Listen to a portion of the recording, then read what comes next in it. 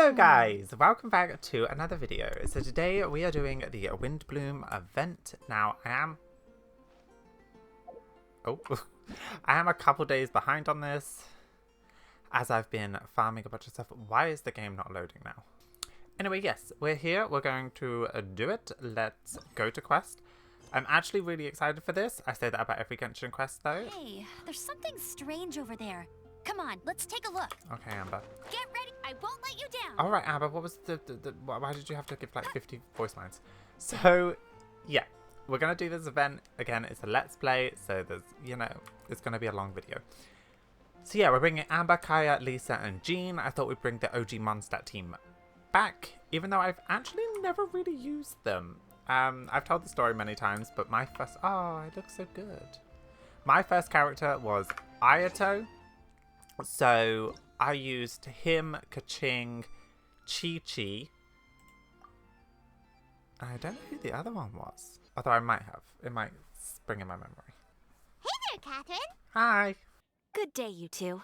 It's nice to see you here at this festive time. So, got any jobs for us? I'm afraid I'd struggle to find you any commissions in the near future. With the arrival of the Windblume Festival, the only task most Mondstadters are busy with is preparing gifts for their loved ones. But it's customary to do this oneself without assistance. Oh, I think I have done Think of this period as the off-season for the Mondstadt branch of the Adventurers Guild. Spring is here, love is in the air, and everyone wants to relax and enjoy themselves. Even the cats at the tavern next door have been getting lovey-dovey with one another recently. Oh god. Ew. Ah. Gross. You know that feeling you get when you burst out the doors after a nice nap, hoping to make it to the store before the limited edition drinks sell out, only to get there just in time to see the last 2 glasses snatched away right from under your nose by a couple of pesky lovebirds? That's what this feels like. What? That's very specific of you, Paimon. Perhaps you two could simply take this chance to... Traveler, Paimon. Sucrose! Thank goodness I found you. There's something I need your help with. Whoa! Sucrose? Whoa, Sucrose. Go ahead, Sucrose. We don't have anything else to do right now anyway. Phew. Okay. Here's the situation. I've been appointed as the Windblume Festival's special ambassador by the Knights of Favonius this year. My task is to do good deeds for people during this festival of gratitude and love. Nice one! So how did they decide who to appoint anyway? They spun an empty bottle donated by Angel's Share inside a circle with all our names on it. Whoever's name the bottle stopped at got chosen. This method seems a bit arbitrary. I think so too. But everyone said that it was to make it fair, so everyone had an equal chance to become the special ambassador. The thing is, I'm not great at dealing with people, so I was really daunted by it at first. But I'm still glad that I got this role. Luckily, I came up with a way to spur myself on, which has helped. Have a look. A vial? Is that a test tube? Oh. Yep, every time I do a good deed for someone, I get them to breathe into a test tube. That way, I can collect everyone's breaths of joy. Sucrose is a bit weird. Sounds fascinating. Are you gonna use them in your research? Yes.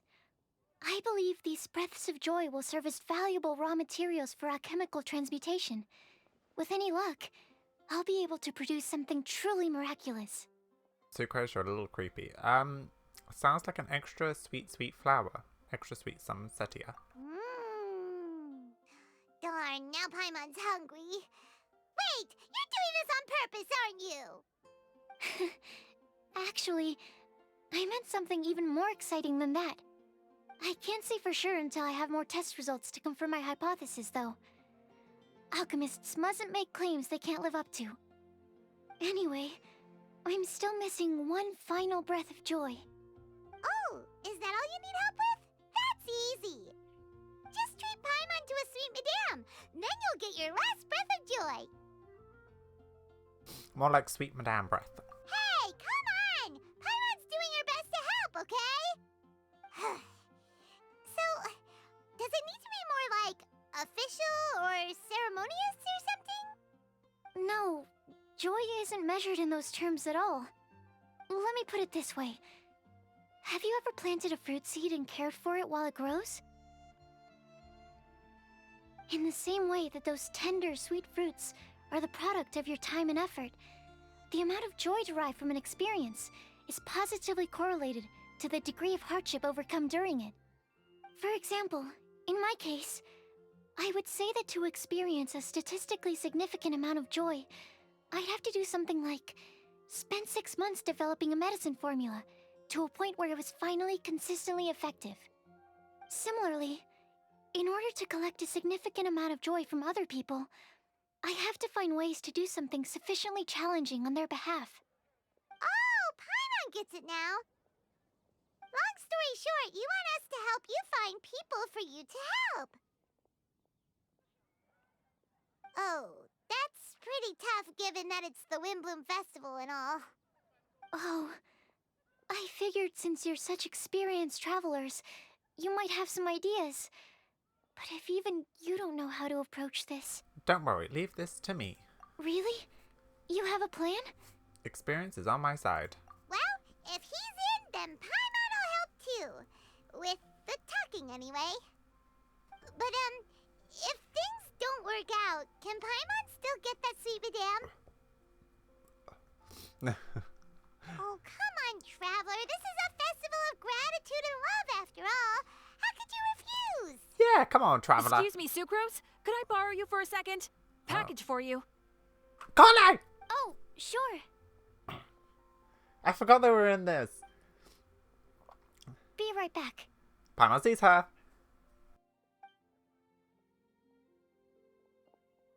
Wait, is that who Paimon thinks it is? That's Kale, right? When did she arrive at Mondstadt?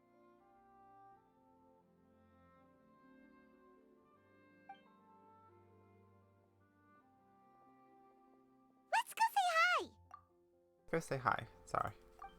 One of my alarms was going off. Here we go, part 1. The Gathering of Outlanders. Oh, what does she have to say? And that's everything. Are they all in satisfactory condition? Yep. Thank you, Marjorie. Okay. We're going to check dialogue just because, obviously it's a limited event, so. Kale and Amber. This is so cute. Kale! Hey! Oh. Hey, you guys. What are the chances? You were staring into space just now. Something the matter? No, don't worry. I'm fine. I was just looking at a Mondstadt children's book in the souvenir shop over there. While I was flipping through it, a piece of paper fell out. The writing on it was really mysterious. Oh god, it's this again. Almost like a prophecy. What did it say? If you can do these things, you may light the lantern of utmost joy and receive a supreme blessing. Ah, she reads like me. And what does these things refer to? Find a flower that is not of this world. Find a guide who will never get lost. Find one who would never lie. Find a legend that never ends. Wait a minute. Find a flower of this world. Is that the flower that we keep seeing in Archon Quest and the one that Lumine has in her hair? Find a guide who will never get lost is referring to Paimon. Find one who would never lie. I mean, Paimon is pretty straightforward. And find a legend that never ends. That could be us because we're like immortal. Is this about us? So, 4 things in total. Here, have a look. I asked a lady who owns the store about it, but she said that she didn't know anything about any paper slips. Perhaps we can ask our friend about this later. Venti. Hi there. Sorry to butt in, but what's the name of that storybook you just mentioned? Oh, it was called The Boar Princess. That is strange. I've read that book, and it sounds like that note you found has no relation to the story at all. Do you know her? Let Paimon do the honors. Kale, this is Sucrose, an alchemist with the Knights of Favonius.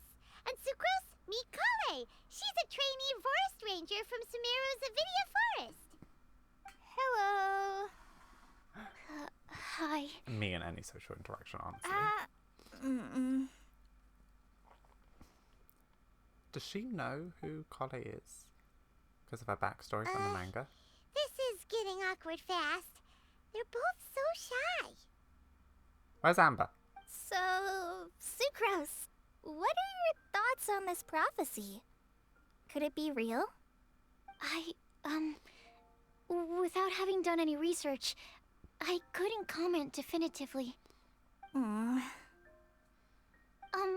But if you want my subjective opinion, I don't think that it's a nasty prank or anything. Why not? The only people who read children's books are those with a childlike wonder and imagination. Or children, of course. I'm sure that whoever put this prophecy there would understand that. Would they really do this just to spread lies and ruin someone's innocence? I can't imagine anyone being so cruel.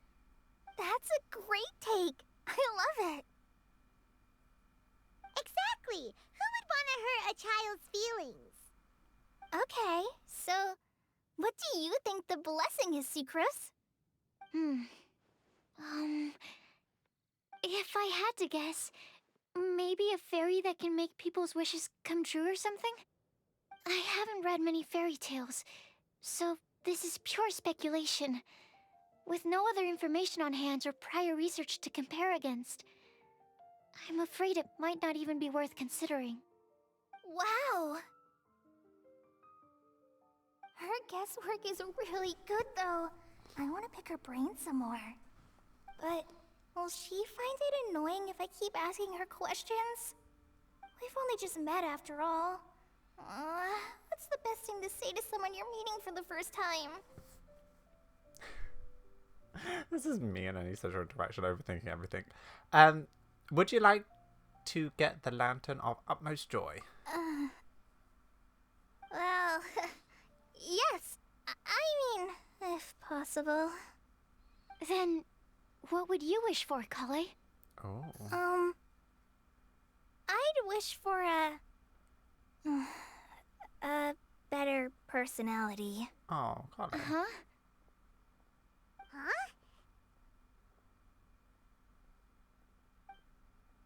You can't waste it on that. You've got a great personality already. Better skills. That's very kind of you. But if you know me like I do... Kale! I know that voice. Kale. It's... Amber Damber. Don't know why I said it like that, honestly. Kale! You made good time, huh? You're way earlier than I expected. I spotted your green hair way off in the distance. Good thing my eyes are sharp, or I'd have missed you. Amber! Have you been doing well? Did you finish all the pita pockets I brought you last time? You bet. They're getting yummier each time you make them. That's cute. Wait, remind Paimon, have you been to Mondstadt before? Yeah, she has. A long time ago, I had a lot of help from a lot of people here in Mondstadt.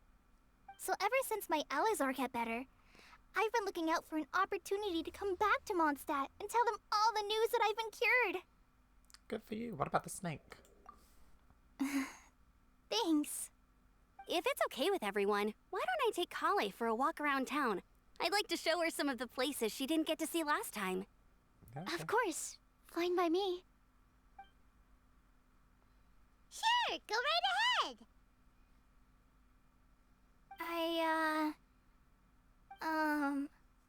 Sorry, Amber. I agreed to meet my traveling companions by the city gate in a few minutes, so I can't go with you just yet. Oh, that's all right. In that case, you guys go rest up, and I'll go see Master Jean to ask for some time off. Oh, okay. Traveler Sucrose, could you look after Kale for now? I'll come get her later and take her out. There's still a whole bunch of people I need to introduce her to. Sure, no problem. You can count on us. Awesome. See you later then. Bye.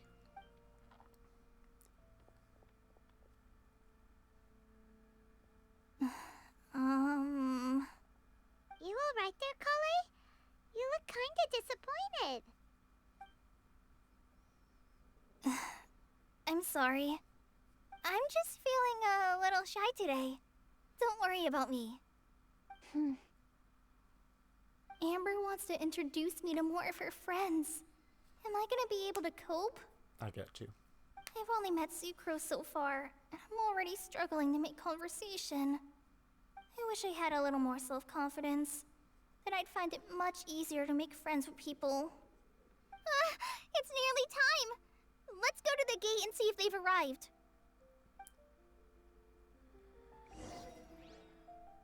Alright. I'm gonna change it today. I don't know. It seems like every time I do one of these videos, it's nighttime. Oh, it's literally almost morning. Okay, go. Mondstadt welcomes you.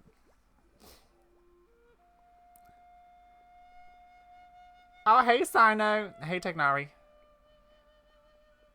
Oh my god. Why is this humble windmill such a great view? I mean, it's understandable. It must have been a long time since you last came to Mondstadt. Oh, yeah. Because it is the true Great Vayu Viastra? Oh my god. I get it. Oh, come on. Don't tell me you don't get it. View, Vayu, and also Mahamatra, Vayu Viastra? No? If you have to explain it, it loses the meaning. Tighnari! Sino! Over here! Whew, am I glad to see you.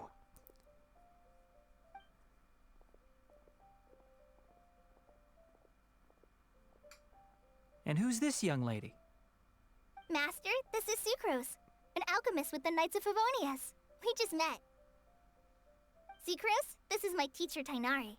He's a highly respected forest watcher in Sumeru, and he's also a very famous botanist. By the way, I'm just going to put this in that I am aware of what's been going on with Tegnari's VA, but I'm going to separate it for the moment because obviously, hopefully, they'll recast him at some point. It's just, obviously, it's a shame that this event came out with him so close to all that stuff happening, but yeah, just in case you thought I wasn't aware, I am. Kale's exaggerating. I'm Tighnari. Pleased to meet you. So you have a teacher as well. The pleasure is all mine, Tighnari, sir. Yep, he's extremely knowledgeable too. And this is General Mahamatra Sino of the Sumeru Academia. He's really famous in Sumeru as well. Greetings. Though if I might say so, we're purely here for personal reasons. You needn't be unduly concerned with our official positions. And Kale, there's no need to use my full title. Sino is fine. Or sir, if you absolutely must. Indeed. We're not here in an official capacity, just to keep Kale company on her vacation. Keep me company? But it was you two that insisted on coming. Kale is very important to us. We felt obliged to ensure her safety on the long, treacherous journey to Mondstadt. But I've been here on my own loads of times before. Oh, look at Kali and her two dads. What about your work, though? What if something bad happens while the General Mahamatra's away? There should be no issues. I have left my duties in the hands of my subordinates, and two especially reliable helpers. Oh, Sucrose. What were you saying about you having a teacher as well? I was just going to mention that I think we're in a somewhat similar situation. I'm an assistant to Mr. Albedo, Mondstadt's genius alchemist. Oh, please, Sucrose. Genius Oh! is an unnecessary epithet. It will serve only to leave an exaggerated impression of me in the minds of our guests. He's also synthetic. Mr. Albedo, but it is an objective truth. Hey, Albedo's here too! Great! The more the merrier! Oh, I like this. So tell me, Sucrose, since your specialty is bioalchemy, what do you know about the antitoxic properties of the calla lily? Okay, hold on. Why do we always do these just like out in the middle of like somewhere? Can't we like go get a coffee or something? Like, wouldn't you be like, hey, do you want to go grab a coffee or like something to eat and we'll chat there? Wait! Can we hold off on the nerdy topic for now? Paimon doesn't want to be left out. Oh, as it happens, I've studied the calla lily in quite some detail before, with it being a species native to Mondstadt. I wrote a whole report on my findings. If you're interested, Mr. Tainari, sir, I can go get it for you. We're supposed to be here on vacation, and you're already thinking about how to improve your herbal medicines? Also, I thought we'd agreed to take on new identities for this trip.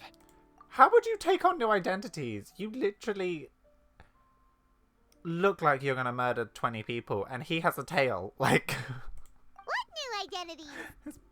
Mine was Adventurer Sino, skilled desert explorer. Tainari's was technological consultant to the treasure hoarders. And Kale's was traveling musician. and do you find that kind of roleplay fun? Very much so. Oh. I do wish some of the less cautious adventurers in the Avidya forest would consider coming to Mondstadt instead. What Philanimo mushrooms lack in texture, they make up for in not causing vomiting or diarrhea. Oh god. Are you contemplating using some compounds from the calla lily as active ingredients in a targeted antidote?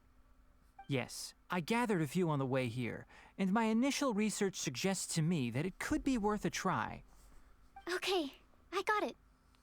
But as much as I don't wish to be a wet blanket, it takes a huge amount of experimental data to conclusively prove how different drugs interact. Estimating the total development time would be very difficult. Add in the time for procurement and delivery of essential materials, and I'm not sure if we could complete development before you need to return. Oh, Albedo's working on something. Then please, allow me to help. Mr. Albedo. Apologies for my tardy entrance in the present discussion. I understand you're looking to make an antidote for poisonous fungi, correct?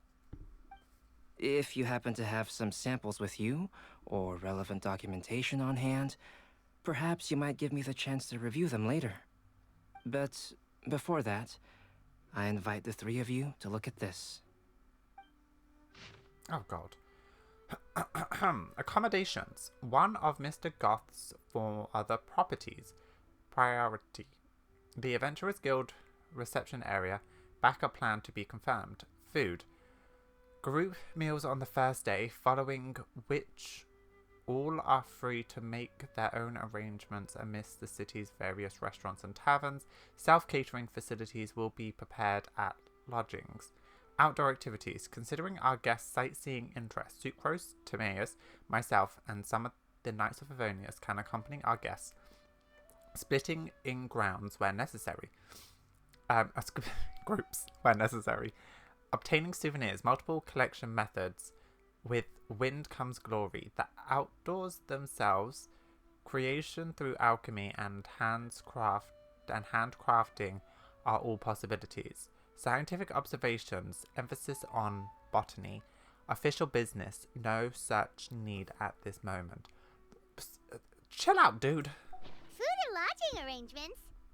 Were you quietly writing this up the whole time? Paimon didn't even notice. Impressive multitasking. Hardly. Rather, I should apologize for interrupting a serious discussion between trained professionals, especially after they've traveled so far to be here, when I myself am neither an adventurer, nor a technological consultant, nor a musician. Nevertheless, I would encourage you to have a knowledgeable local arrange your detailed itinerary while you're in Mondstadt. Take a look, and should you find anything here to be objectionable, it can easily be adjusted. This is too kind of you. These arrangements are quite excellent. It looks great! Even Paimon feels like tagging along for the food and board. What do you three think? Wait! Doesn't Paimon's opinion matter anymore? Paimon's technically a guest in Mondstadt too, you know! Very comprehensive. The adventurer, technological consultant, and musician all approve. Thank you. Just one thing. We'd like the chance to cook as well. Why don't we change the group dinner to a camping and cooking trip? I'll help pitch the tents! I hate camping. I can help too. And Paimon will take him to Good Hunter to order some starters. Mondstadt's cold cut platter is not to be missed. I'm looking forward to it already. Great, then it's decided. Sucrose and I will bring the three of you to your inn for a quick rest. You two, let's meet by the lake this evening. A romantic lake evening with Albedo? I don't mind if I do. Right. Welcome to a monster. I need to stop. I'm sorry. I keep doing it. Right. There's no one around. I'll race you there. I'm already here. Amber. Hey, Sarah! Can we have a cold cut platter to go? Please. Sure, coming right up. Would you like anything else? Do we, want anything else? If we must. One sweet madame, I guess. Yay! So you do remember after all! You're just the best! Paimon will give you the sweet flower from that sweet madame as a Windblume.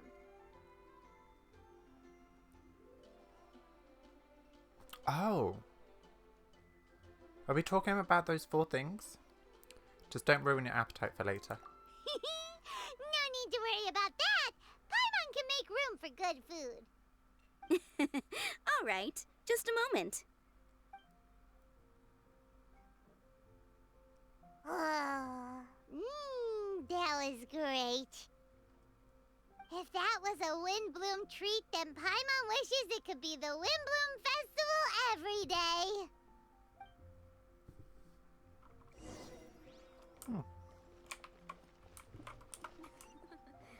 There are so many good bargains. Head over to the camping site. The camping site's like just outside. What?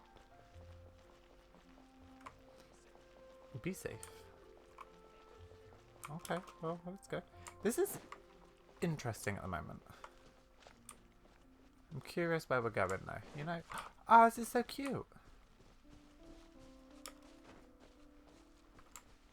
Alright. Oh, everyone's literally here. I love it.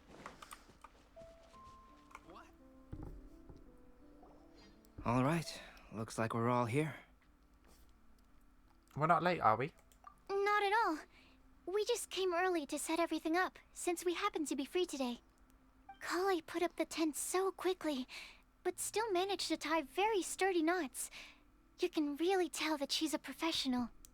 I didn't do much apart from passing materials around. Thanks. It's all thanks to Master and Sino. They taught me everything I know. What can I say? For a skilled adventurer, this is just another day on the job. Are you quite finished? Or were you going to sing each other's praises till the moon rises? Come on, let's all sit down. Everyone brings out their food and starts cooking. After a delicious feast, everyone sits around the campfire. See, this is what I was talking That about. sunshine sprat was really very good. I didn't watch you cook it, but I believe that the prominent umami flavor of the dish Umami. owes itself to more than the fish alone. That's correct. Any further deductions? Let me think. The aroma was quite uniform. Unlike that of a spice blend, it was also unfamiliar to me. So I would venture that it was a Mondstadt specialty. As far as edible Mondstadt plant species are concerned, calla lilies are usually used in soups. So if I had to guess... small lampgrass? That's right. I've long heard that Sumeru's fish with cream sauce is noted for its gentle texture, which brings out the tenderness of the fish. Oh my god, I'm getting hungry. Here in Mondstadt, we're not quite as varied in the use of spices as in Sumeru, but the principle of bringing certain distinct flavors to the forefront through combinations of natural ingredients is very much the same. You mean I called like it a lot. spicing things? I'm curious Seasoning, as to sorry. the exact ratio of ingredients. I'll write a copy of the recipe for you. Would anyone like to try the nutrient-dense meal I made? I'll have some. What about you, Kale? It doesn't look like you've eaten very much. Is your appetite low at the moment? No. I just don't eat a lot normally.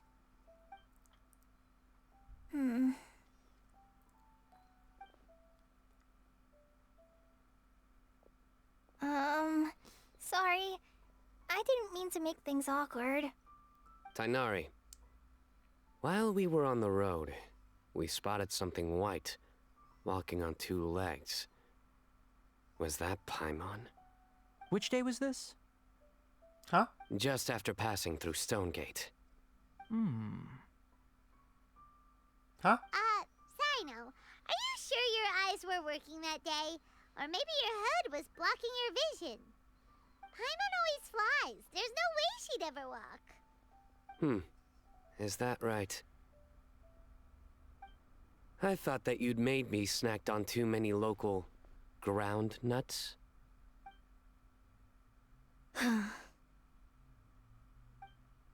No? I get Not it. funny. Ground, you know, as in ground up, but also the ground. Ground nuts make you fall to the ground. Is no one gonna interject? Is no one gonna stop him from explaining? Think of this as part of the process of getting to know Sino. On the bright side, these jokes show that he thinks of you as his friends. Still, we could test the hypothesis What hypothesis? that plant species indigenous to Mondstadt may have an effect on the motor functions of flying lifeforms. Hey! Paimon's not your test subject! Anyway, by your logic, wouldn't that mean that eating, say, Zaitun peaches, that would make a sick Paimon peachy in no time or something? Or that eating enough lavender melons would have no effect. I say we put these two to the test. Hey! Not you two! I'm just joking around. I think the Traveler and Paimon's conversations are more entertaining than Sino's jokes. Ah, I see. You must have been keeping quiet about this grievance for quite some time now. You seem much cheerier now that you're here in Mondstadt, Sino. Actually, it feels like you're a completely different person. That's because I'm Sino the Adventurer. That's not funny. It's not? In fairness, you only saw him in his work mode while you were in Sumeru. He's actually like this most of the time when he's in a good mood. Yep, it's true. Sometimes when he's eating, he'll grumble about how the bowl is too shallow for the amount of food it contains and other random stuff like that. Like a dog. I understand. Then allow me to reintroduce myself. Before, you knew me as General Mahamatra Sino. Now, please see me as Sino the Adventurer. Yeah, so that's another thing he does. He'll keep repeating something he thinks is funny until you stop trying to resist. So you have two different mental states? Almost like different phases of matter. Interesting. I want to learn to do that too. No, it's called work-life I balance. think too. in your case, the two states we would end up with would be highly conscientious sucrose and stupefied sucrose. Oh, by the way, was there any reason in particular that you chose Mondstadt as your destination on this occasion? Oh, well, Lisa once told me that the Windblume Festival is one of Mondstadt's biggest events of the year. I wanted to take this opportunity to give everyone a Windblume as a token of my heartfelt gratitude for everything they've done to look after me. Plus, it was a good chance for Kale to get out and meet some new people. Kale, Lily. What? Kale's Windblume. Maybe she should call it a Kale Lily. It sounds very Mondstadt. There's also Cauliflower, which would technically make more sense. But somehow, it doesn't sound as nice. Oh my god!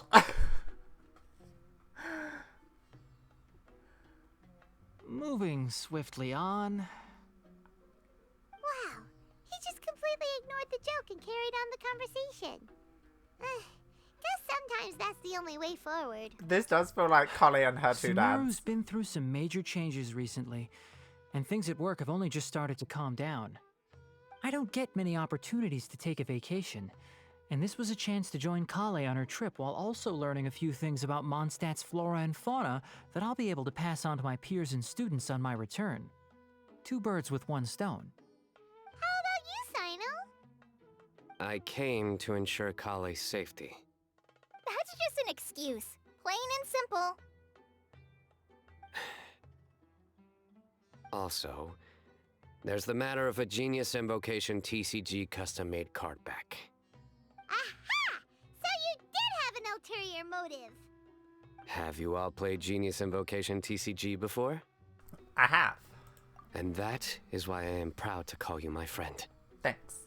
When I Simon. first began contemplating getting a new card back, I asked around before eventually deciding to ask the legendary Mr. Calx for guidance.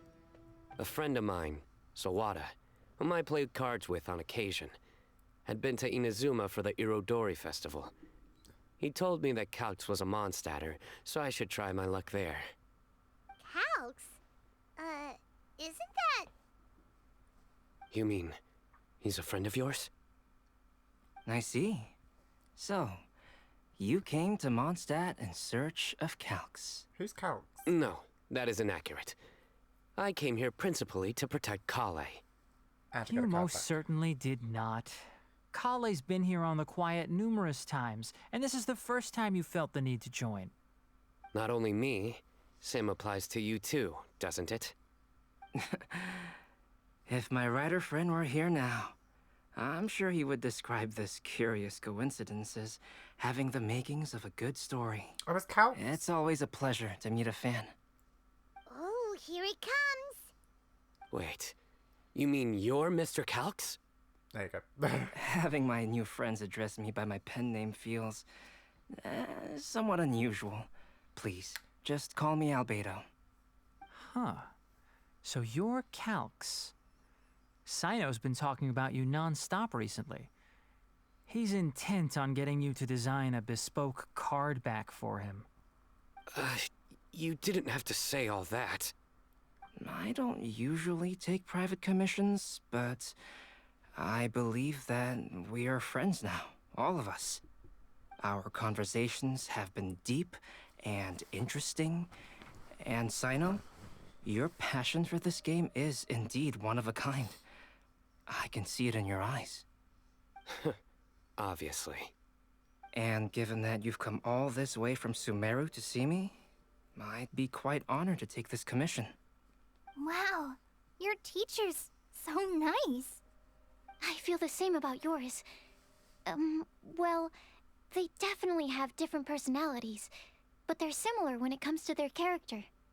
So, how much should I budget for the timeless masterpiece you will produce for me? Surely, timeless masterpiece is something of an overstatement.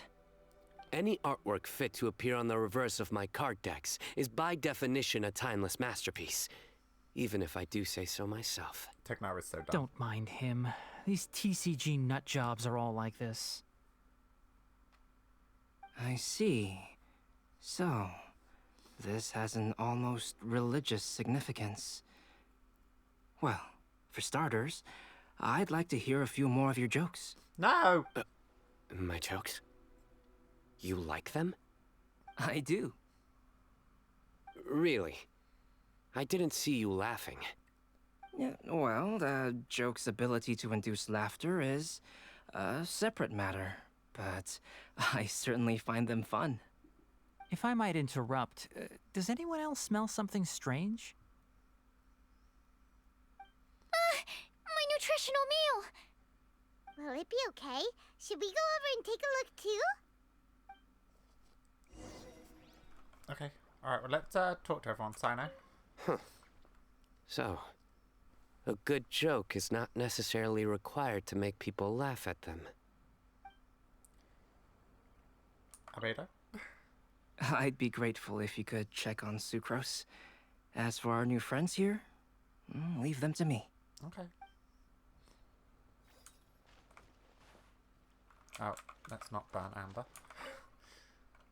Well, Albedo and Sucrose were delightful, but this was still an exhausting meal.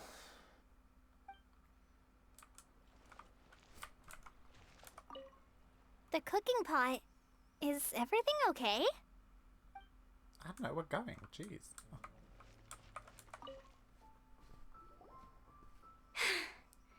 Only the base is burned. We can still use the cooking pot. It just needs a bit of a wash. Good thing Tainari's nose is so sharp. Has he been in this kind of situation a lot before? Don't let it get you down, Sucrose. I know, it's just... I'm sorry to disappoint Sino. I guess we'll have to do this again another day. Oh, yes. I'm not sure if you've noticed. Kali seems a little... depressed.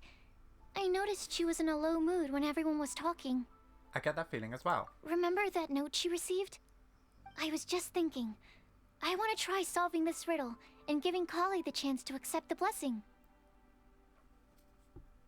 Oh, yeah! She's someone who needs your help. Exactly. Maybe she'll be willing to breathe into my test tube. But anyway, that can wait. As much as I'd like to make progress in my research, I'd prefer to see her smile.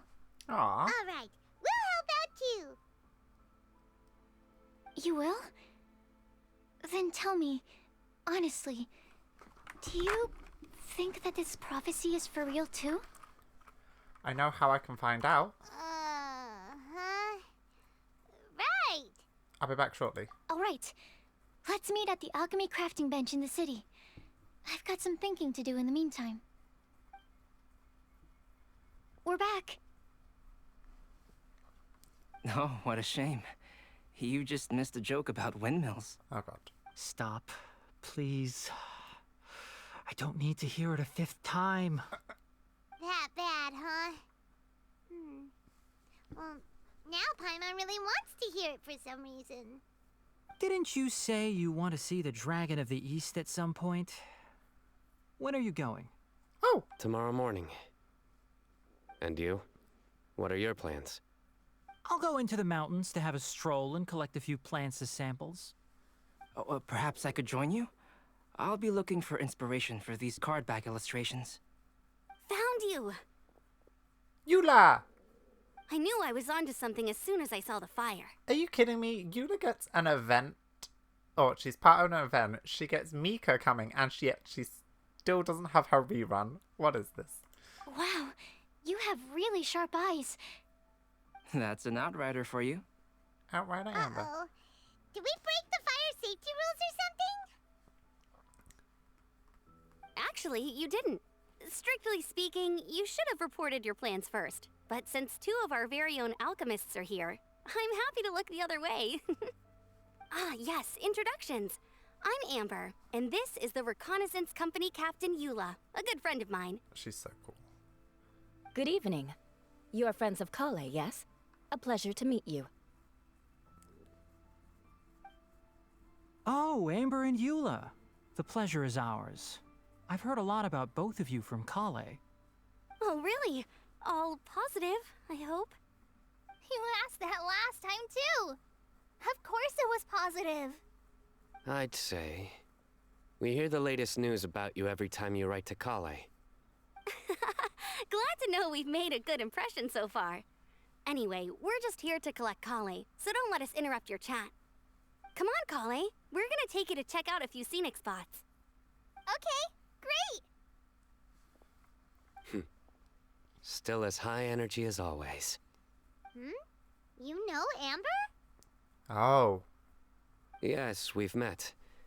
She's Kale's most important friend. And for that, we are also very grateful to her. That's Amber for you. Her outgoing personality means she can make friends with just about anybody. They're referring to the manga. It's getting late, and we still have a lot lined up tomorrow. I suggest we all head back and get some rest. Yes, we should preserve our energy. All right, I'll start packing up.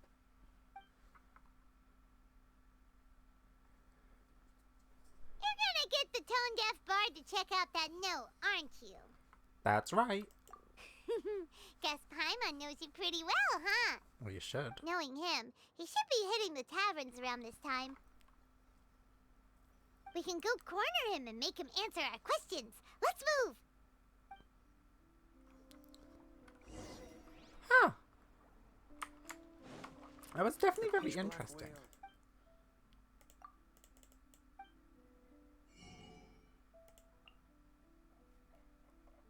You can buy a stabilizer? I didn't even know that.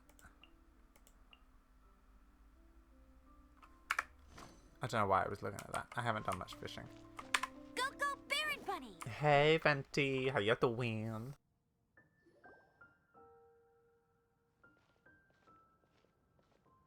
Oh, it's been a while. Paimon called it. Tone-deaf bard drinking as usual. Put your drink down and get your game face on. We've got some important questions for you, mister. Okay. It's like, yes. So, what do you make of it? Yeah, any thoughts? Aren't you forgetting something? It's the Windblume Festival right now. You can't just go around asking people for help so blatantly. Oh, God. Ugh. Well, if you won't tell us the answer, could you at least tell us if this thing's worth a shot? Sounds to me like you want a hint or two. And a blessing or two to boot. A fine answer. The person who wrote this prophecy is very powerful. If you manage to solve the riddle, good things are sure to happen. Powerful? Also, Oh, it's him. I happen to know where this lantern is. Is it him? I bet it's him. Once you've found the 4 things, I'll even write the location down for you. Isn't that generous of me? Whatever. We weren't expecting much from you anyway. You can get back to guzzling wine and blowing wind now. Oh, woe is me. Paimon sees me as nothing more than a drunken wastrel. There are actually a great many things that we bards are required to do. It just happens that enjoying life is the most important one. Once this is over, would you like to join me for a drink? Mm-hmm. You know, a favor for a favor. Sure. A flower that is not of this world. Not of this world. Sucrose! We've got some good news and some bad news. Which would you like to hear first? Always take bad news first. Let's have the bad news first, I guess. Oh, God, I'm on the same level. Huh? Really? Don't most people usually want to hear the good stuff first? Just get to the point, Paimon. Oh, alright then. Basically, we went to Windrise to divine the breeze. The wind said that the prophecy is real and that your idea is a really good one. That doesn't sound like bad news. So what's the real bad news then?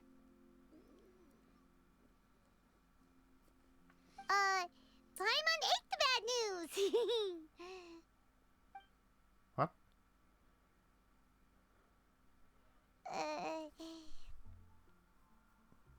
Blame Sino. If it's not funny, then it's his fault. Oh, I get it. It's fine. Well, that puts my mind at rest. Now, back to the other issue I've been mulling over. I was thinking about the flower that is not of this world. It could mean a human-cultivated variety that doesn't occur in nature. But that's basically claiming that it doesn't come from this world in the first place, when actually it's just a variant of an existing breed. So, the initial question is, can the flower's origins be traced back to a natural organism? If so, it cannot be correctly described as not of this world. But then, supposing we identified something outside of that category, whose job would it be to decide whether it belongs in this world or not? Then the question becomes, do of this world and from this world mean the same thing? Or is it deeper than that? What? Whoa, whoa, slow down! Paimon's head is already starting to spin. A flower not of Okay, this world. I did have one other line of thought as well. What about a flower created using alchemy? Would that be not of this world? If by that you mean a flower made, a flower from beyond this world, Albedo did make something like that once. But if it's created here, does that mean it's from here? And it depends where the power of like Chemia comes from. Also, are we talking about world as in Tevat and the Abyss is completely separate? And Celestia is completely separate? Or are we talking about something completely different? Because we have like the Palisaras that are kind of from this world, but then they say they come from the goddess of flowers. I don't know, this is too much to think about, my head hurts. Albedo may know the answer, but asking him right away would be like asking the teacher for the answers to your exam paper. It would render our search for the truth meaningless. I'd rather try and figure this out for myself. Could it be the Windblume? Oh, now that you mention it, that's definitely a possibility. How? The Windblume doesn't refer to a specific flower. Everyone defines what it means for themselves. In which case, the Windblume doesn't exist in reality. This does seem like a promising direction. Does it? I've made a note. Okay, I better go read up on this. Yay! Paimon was actually useful this time! Guess we have that sweet madame to thank, huh? Even a broken clock is right twice a day. We're counting on you for the rest, Paimon. I'll need some time to prepare. Could we meet up here in, say, 2 days' time? Sure. Sure thing! In the meantime, we'll also think about the other 3 riddles in the prophecy. But, since we're really going for this now, shouldn't we say something to Kale about it? I originally wanted to leave it as a surprise for her, and I also didn't want to get her hopes up over nothing. Sensible. But you're right, Paimon. I'll need to be careful how I word it. But I'll try to find some time over the next couple days to mention it to her. Understood. All right. Thanks so much. It's alright.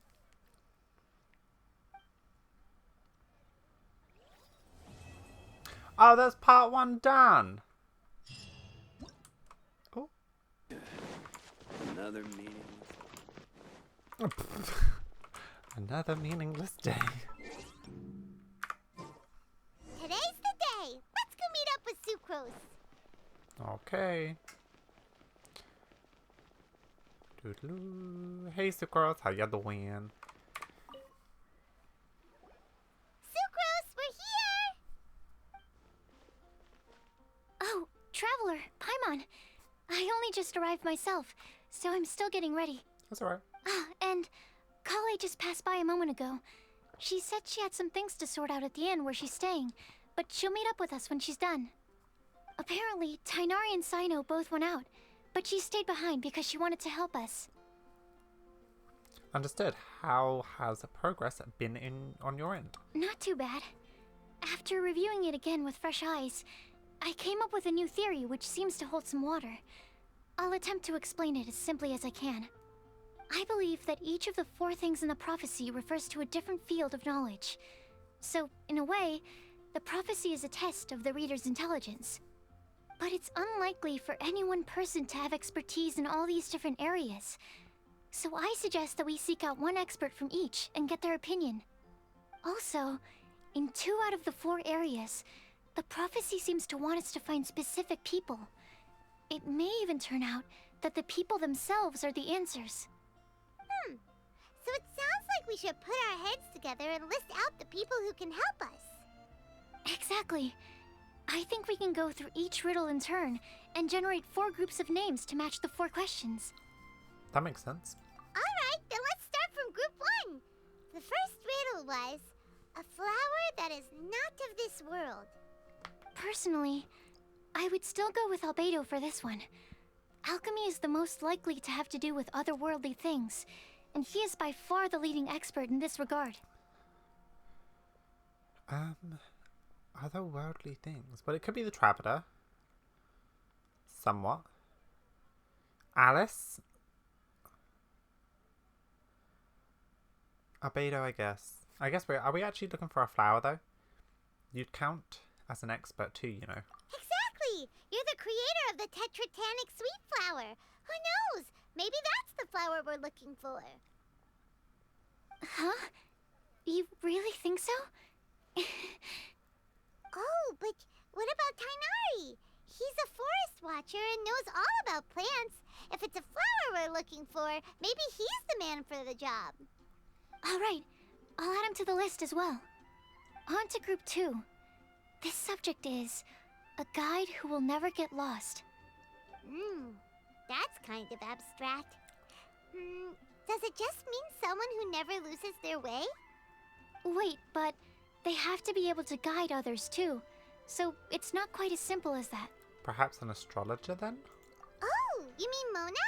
Yeah, she definitely count. Mona. Yes, she certainly seems very confident, and she can use her astrology to guide people.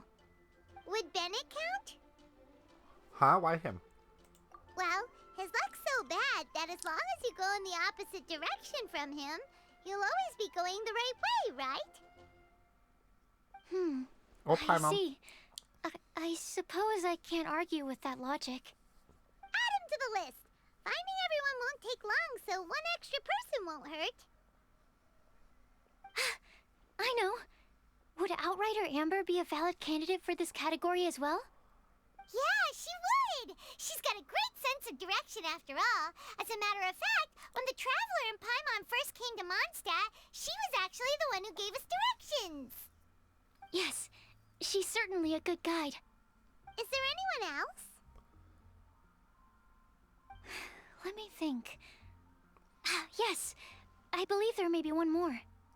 Albedo once made a set of equipment for Mika from the reconnaissance company. He's their surveyor, and an exceptional pathfinder. Oh. He's even instructed others in the discipline of surveying before. So, in my view, he's highly unlikely to lose his way, and would be very good at helping others find theirs. Cool! Another one for our list! Wait, Kale should have been here by now. Wonder what's taking her so long. Sorry, could we continue our chat somewhere else? Oh, you wanna go see how she's doing, right? Sure, let's all go.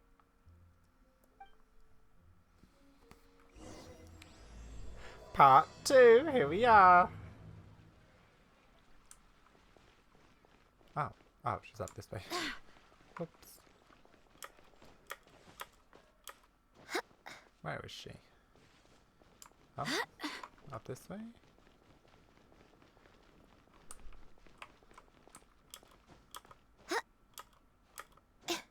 There she is. Why are you here?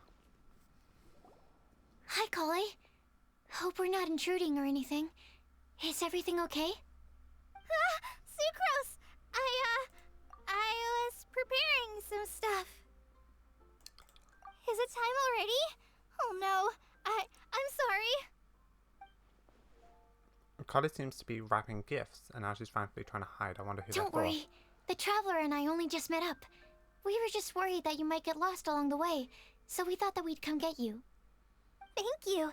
I'm ready to join you now. How's that thing going?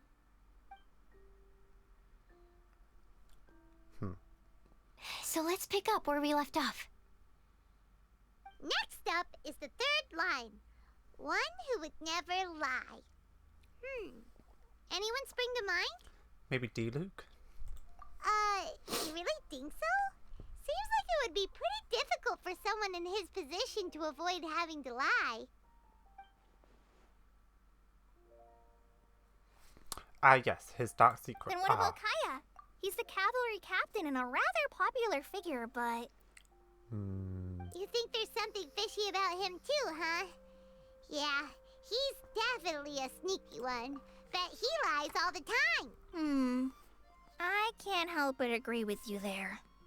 There's the tone-deaf bard.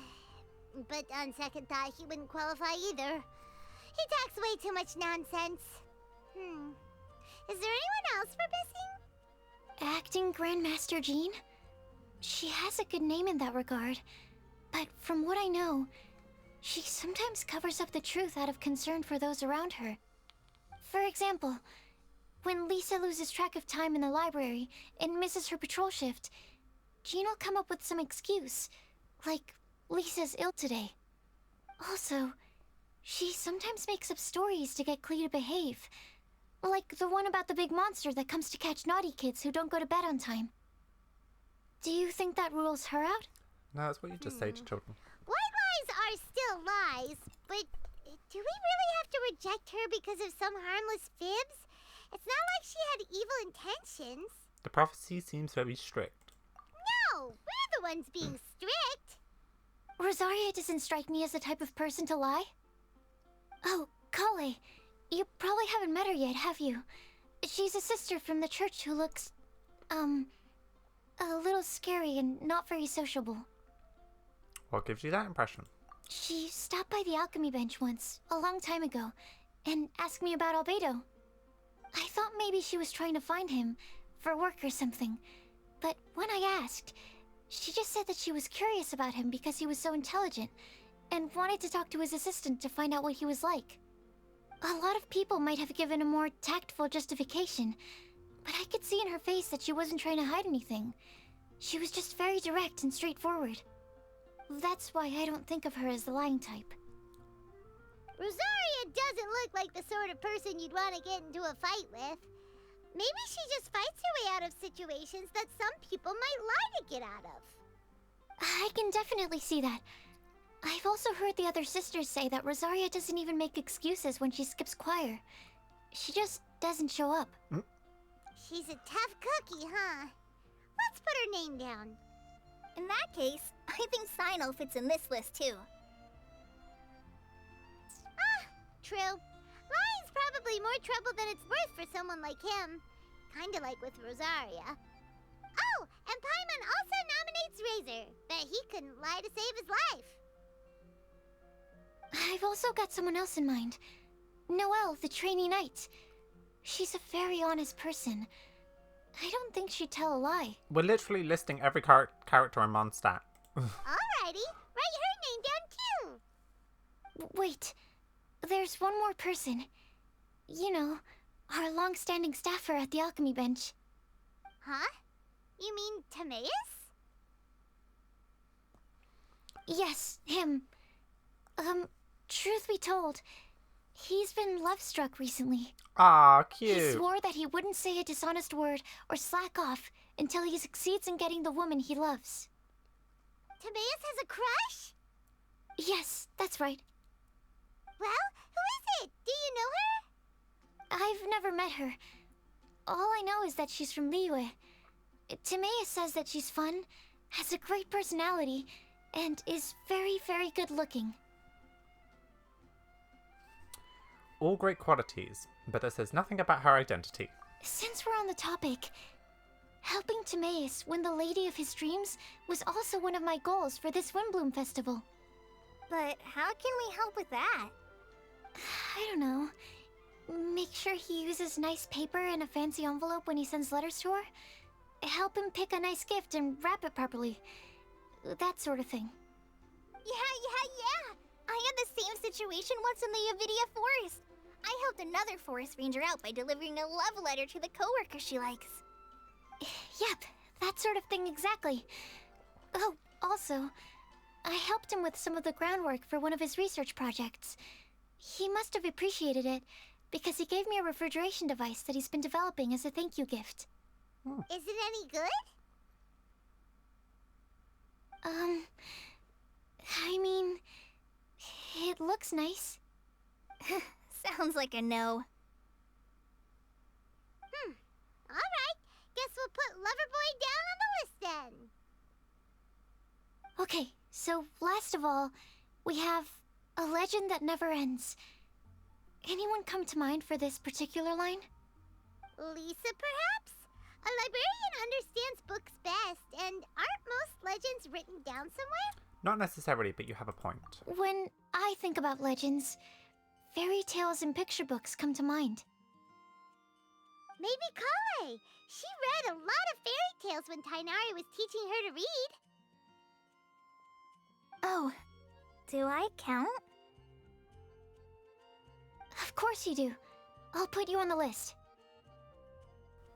Are you eligible for this one, Sucrose? I prefer to read things like an illustrated analysis of alchemical substances and their uses, the fascinating principles of crafting, and hypotheses of life.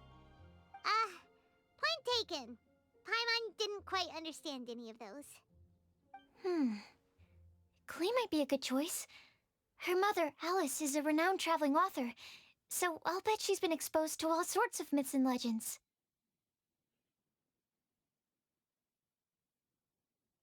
Alright then, Klee makes the shortlist. Oh my god, it's literally every character. Well, that should just about do it. Next up, we should go and ask the people on the list about the prophecy. Do we have to ask absolutely everyone on the list? It seems like a lot of people. It is. So, I was thinking that perhaps we should split up. That might make our search more effective. Okie dokie. Also, I've thought of a method of gathering feedback. No problem. We can do that. You and the Traveler are practically joined at the hip, so you two can go together. I'll pair up with Kale. Capable Kale and sensible Sucrose. Sounds like a winning combination. Okay, I promise I'll help. Capable Kale. Yeah, I got this. Rest assured that the unbeatable Traveler and Paimon will do our part too. Off we go.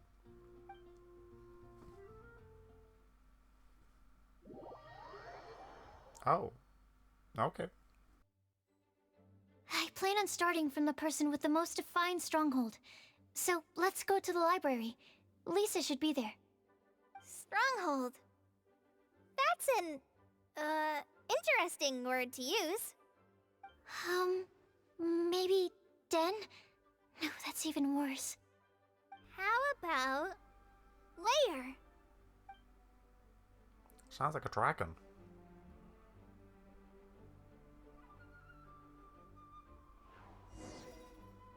Oh! Well, this is interesting. Absorption test. Animo test 6308. Fly! Whee!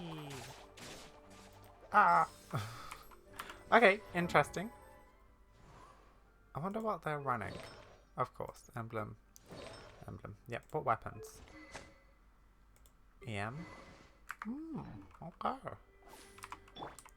That was fun.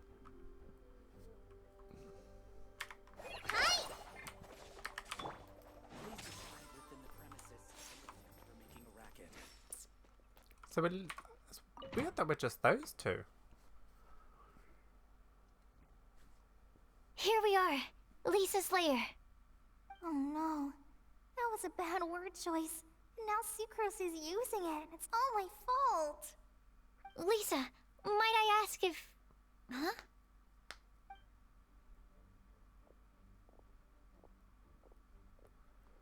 Oh, hey. Sucrose. Kale. What are you doing here? I can only sucrose that they were Kale-ing on someone. At least that's as far as I know. Oh, please, just stop it with these puns. I beg you. Are you trying to win worldwide fame for unfunny jokes? Is Lisa not here at the moment? Surprising, isn't it? She went out. I'm afraid it's just us here looking for information. Except me. I'm not here for information.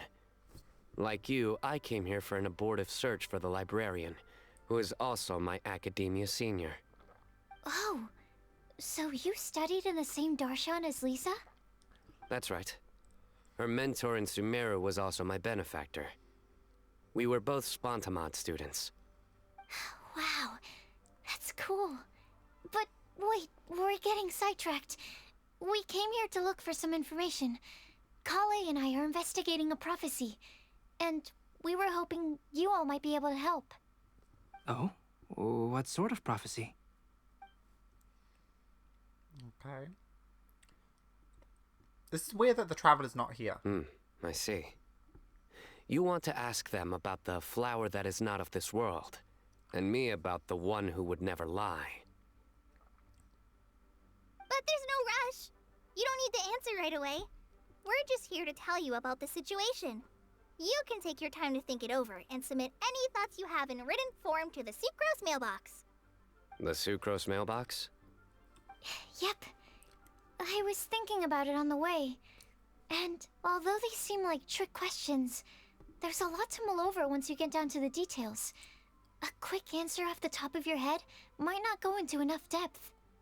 So, I decided to place a mailbox next to the alchemy crafting table. Everyone can submit their written answers there when they're ready.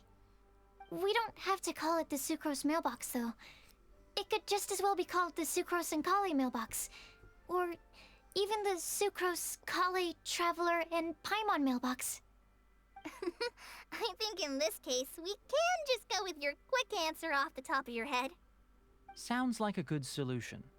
Certainly more reliable than verbal discussion alone. Agreed. Certainly when it comes to discerning whether someone is a liar or not, you cannot simply take them at their word. Understood. Once we've had a look into it, we'll place our replies into your mailbox. Thank you all so much. Okay, let's tick them off the list and carry on working our way down. Already done.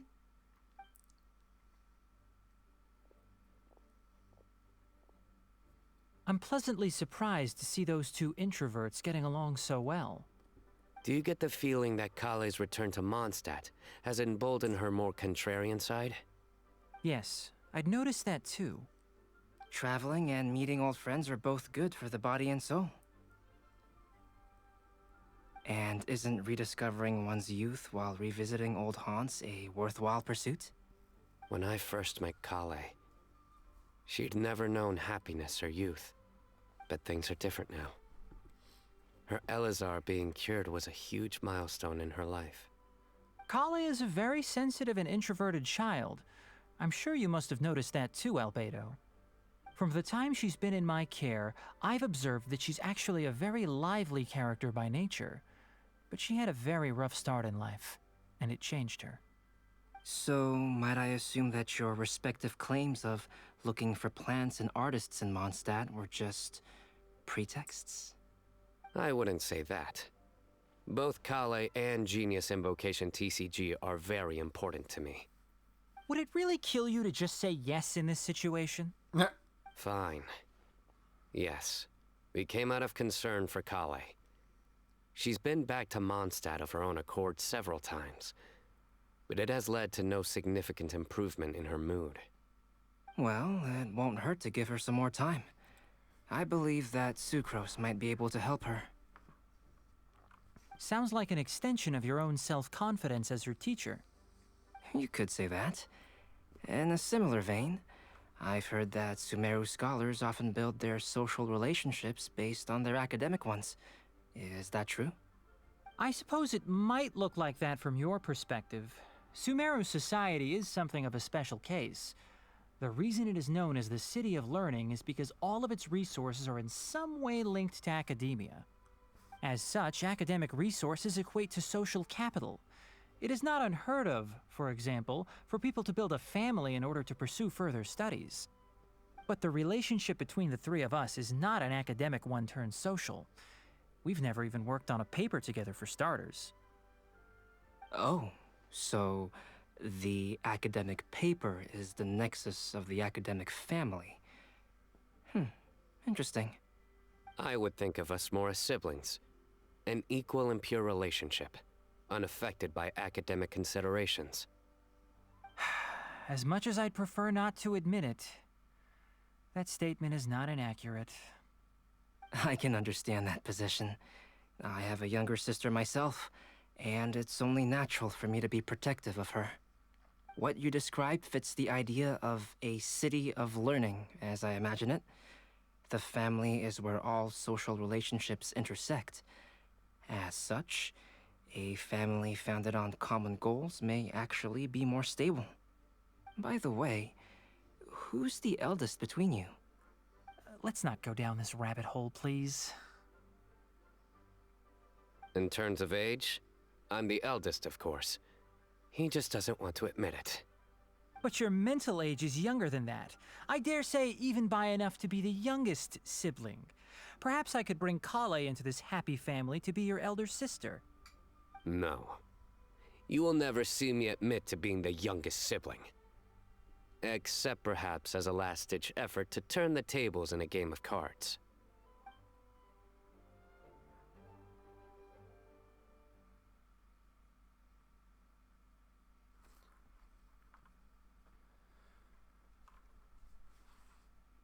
After bidding farewell to Sucrose and Kale,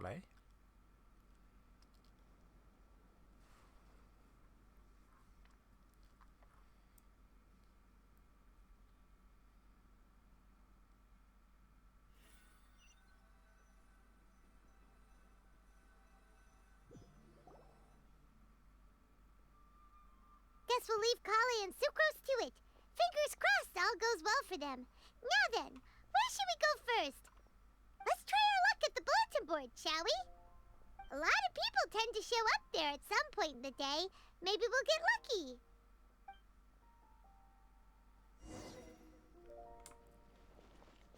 okay. Let's go.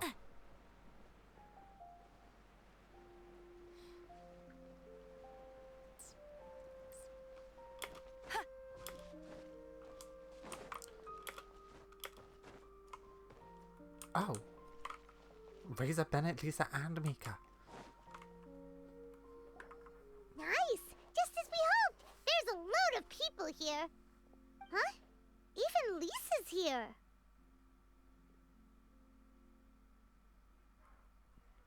Hi everyone, long time no see. Hey there, Traveler and Paimon. It's been a while. How have you been? We've been doing pretty well. You look surprised, cuties. Is it because of me? Teacher is not at the usual place. Oh, please. It's not as if I'm glued to my chair. I like to get out for a little fresh air every once in a while. Mika's here today, so I thought it'd be a good time to introduce him to Bennett and Razor. They're all out and about quite often, so it's helpful for them to get to know one another. Hello, everyone. My name is Mika. Hi Mika, good to see you again. I look forward to working with you. No need to be so formal. We've known them for ages. They're cool. Windblume. Fun? Yes, fun. Actually, we haven't gotten to the fun part yet. We've been busy investigating a prophecy. A prophecy? What kind? A good one or a bad one? Good one.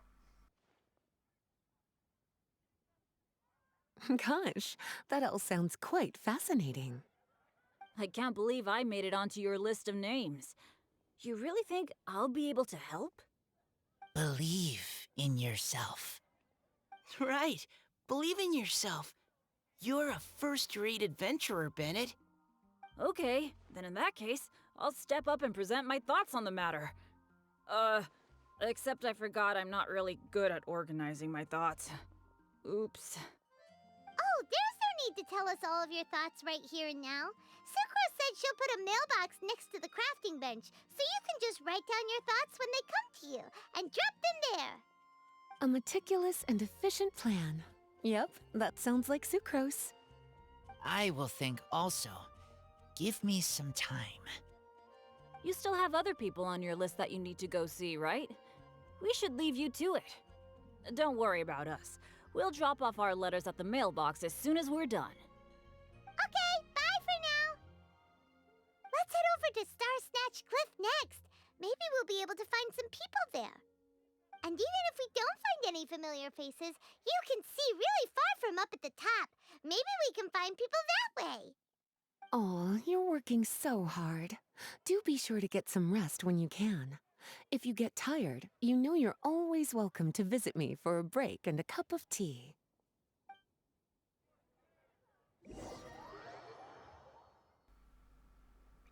Oh, we're going backwards and forwards between the travelers and Paimon and Carly and Sucrose. That's interesting. Where to next? Let me check my notes. Huh, this way. Got it. Kale, please follow me. Oh. We're actually just these two. Who's that? Noelle, Klee, is it Amber and Eula? I think.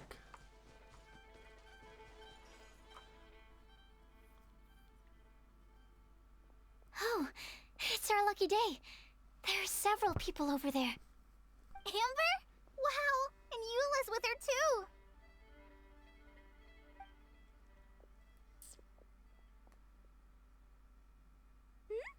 Oh, it's Sucrose!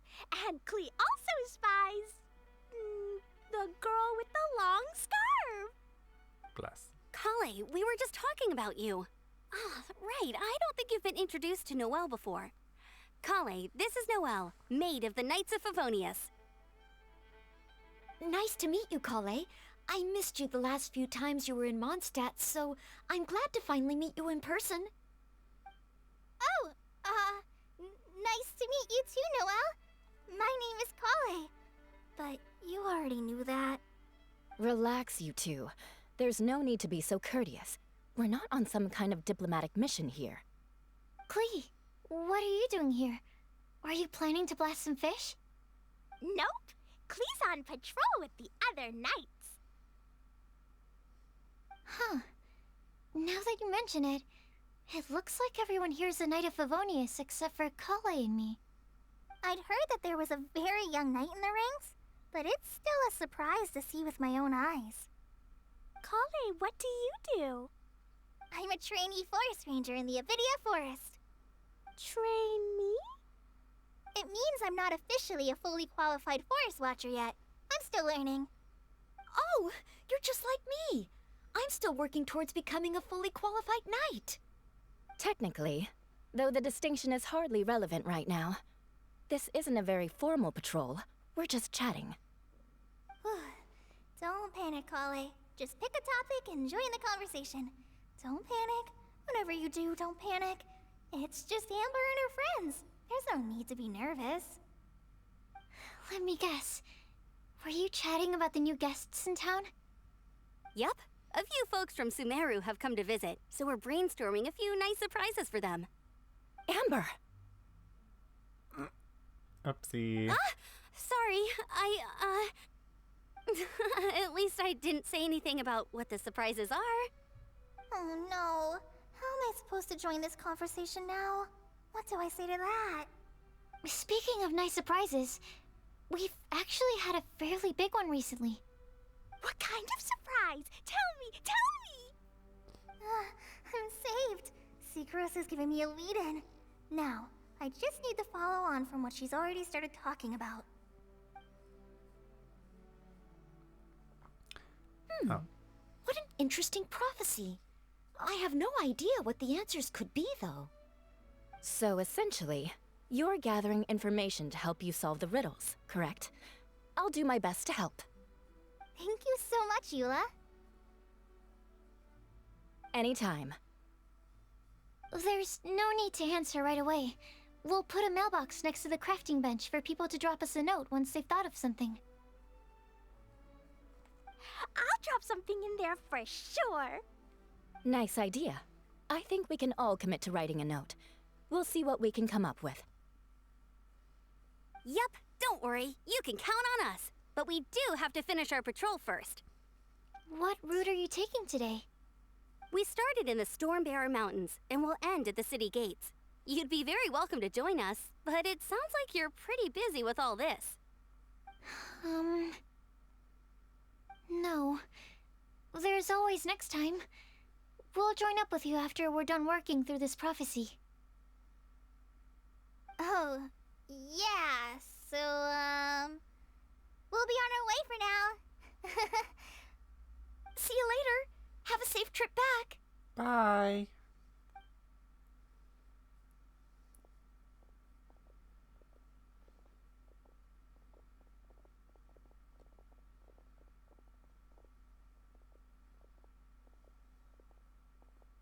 Are you okay, Kale? Was it that obvious? No, not at all. It just looked like you had something on your mind. So that means it was obvious. Whatever's bothering you, you can talk to me about it if you want. I'm happy to help. I like their friendship. Thanks, Sucrose.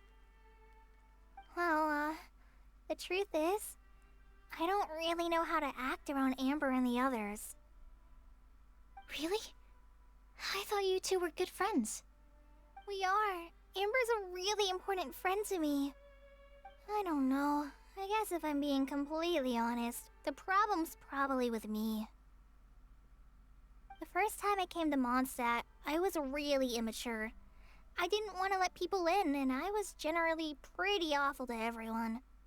Amber was the one person who didn't give up on me, and if it wasn't for her persistence, I wouldn't have found a friend at all. Without Amber, I might not even be here today. And because of that, I really look up to her.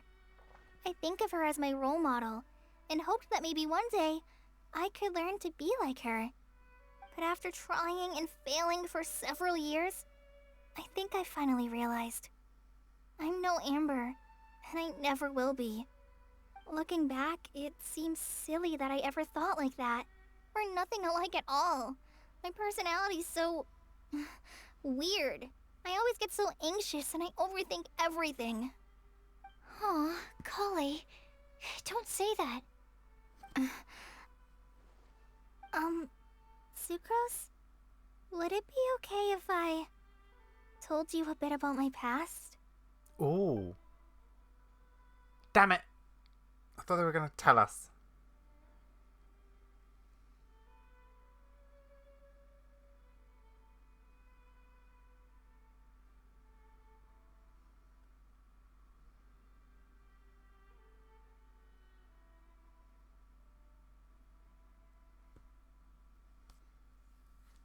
Okay.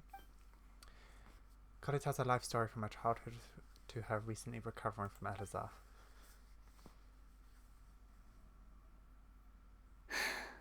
Oh, I already knew bits and pieces about her, but still, why did she have to go through all that? I'm sorry. We've only just met and I'm already dumping all of this on you. This is why I get so frustrated at myself. I'm always doing this. I get into a spiral of self-doubt, and then I end up having to find somewhere to vent it all out. No, it's fine. I'm really glad that you're willing to tell me all this. People don't open up about their deepest feelings unless they really trust the other person. Don't you think? At least, I think it's kind of an honor. Or you're just someone who likes to emotionally dump. I mean, you've probably noticed by now, but I don't have the best social skills either. I always just end up talking about the things I'm interested in, and going on and on. But even so, you still listen to me when I talk my head off about alchemy. It's a relief to listen to you talking about yourself for once. If you hadn't told me all of those things, I never would have guessed that you struggle so much. Honestly, I feel like we're very similar people. Really? Yeah. Everyone has their own problems to deal with. I certainly do. All the feelings that you talked about just now, I totally get it. It takes so much more effort for us introverts to fit into a crowd. When you were saying about how you try to think about what to say in advance, and you're constantly terrified of saying the wrong thing and making things awkward, I relate to that so much. Oh, and also that part about studying under a genius. In fact, before meeting you, I'd never met anyone who seemed so similar to myself. Oh. I'm not very good at giving words of comfort or anything, and I'm not gonna tell you to just get over it or stop worrying about it. How about we just sit here for a little while? We don't have to force a conversation if we can't think of anything. We can just sit here together. Sucrose has stopped talking, but for some reason, this doesn't feel awkward at all. Maybe she's right, and we're more similar than I realized. In Sumeru, I always like to find a quiet place to just sit and watch the scenery, but it's always by myself. I never thought there'd be a day when I could do this with someone else by my side. Mondstadt's breeze is so gentle and soft. Hey, Kale. See that cloud over there? Doesn't it look like one of my test tubes? I don't think so. Sorry. Then maybe we're not quite on the same wavelength on everything. At least, not when it comes to looking at clouds in the sky. Thank you, Sucrose. I feel much better after talking to you. Yeah, it helps a lot, doesn't it? I also vent to my flasks sometimes. The next time we get the chance, I have to show you my Tetratanic Sweetflower and my Tetratanic Windblume. Your Tetra... what? 2 of my favorite things I've made. They're really cool. I think you might like them. Oh, okay. Yeah, you'll definitely have to show them to me sometime. I brought some crackers with me. You want one? There's cheese flavor or tomato flavor. Sure. I'll try the cheese one. Aw, look! They're enjoying the scenery together. Shall we go play with them? No, it's fine. Let them sit for a while. We're not what Kale needs right now. She needs a new friend. Someone different, who's never met her before. I don't get it. Is there a difference? There is. You'll understand once you're a little older, Klee. People can draw different kinds of strength from different kinds of friends. And right now, Kale needs someone that's just not the same old me.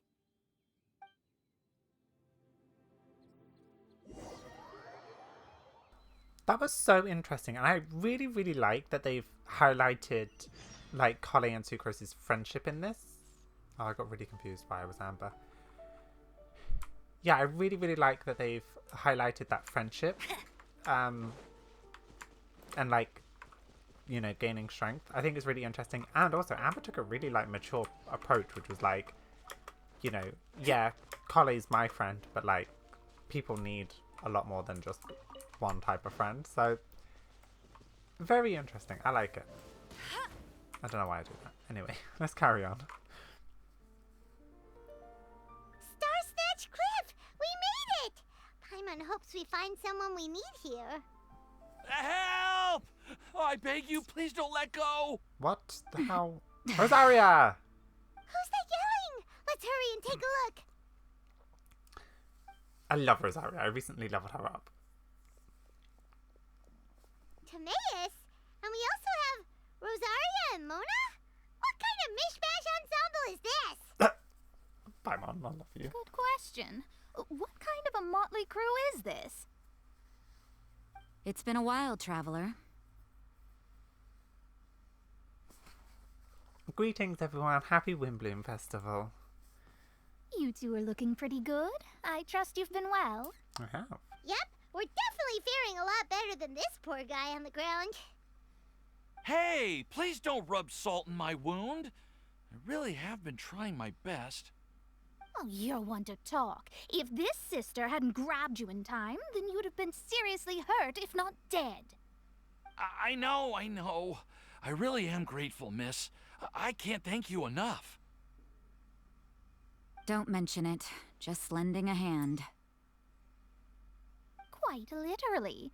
And had she not lent him a hand and pulled him up, he would have gone tumbling down the cliffside. What happened? Did Timaeus almost fall off the cliff? Well, so what actually happened was I came to Star-Snatch Cliff today to pick some flowers and ran into Mona on the way. She took a look at her scry glass and advised me to turn back because it would be dangerous. But you still came up here anyway? Well, yes, I did. because there's something I just had to do. Oh, I hardly think giving flowers to your crush is worth throwing one's life away for. It's rare to run into someone with a death wish in this area. I don't have a death wish. I just didn't think it would really come true. I mean, when Mona said it would be dangerous, I thought I'd be fine as long as I watched my step cautiously. I'm sorry, okay? I was wrong. I'm telling you, I'm just here chasing the love of my life. Love-struck Mondstadters is what the Windblume Festival's all about. Okay, that explains you. But why is Rosaria here? I was looking for a quiet place to escape the crowds. I wasn't planning on having to save a life along the way. So that's why the Scryglass just showed danger instead of fatal danger. Very funny. Anyway, Traveler and Paimon, what brings the two of you to Starsnatch Cliff? Just trying our luck. We've got a lot of people we need to see today, so we've been all over the place. Actually, you're some of the people we were looking for. Huh?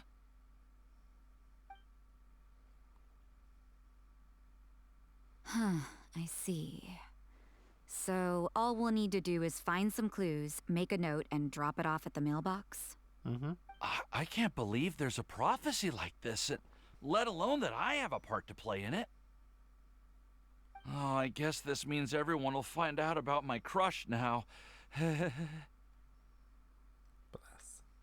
I came here because I wanted to give some Cecilias to the girl I love. They'll really suit her. She's... No one asked. Please, do not subject us to your gushing about your girlfriend.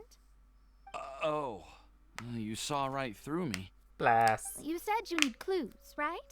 Well, in that case, Mona Magistus the astrologist will provide you with a personally handwritten letter. Just wait for it to show up in your mailbox. I will. You can be on your way now. We won't keep you any longer. Alright, then let's head back for now and meet up with everyone else. Bye for now, everyone. Timaeus, please try and stay safe. Will do. This is all so embarrassing. Thank you both.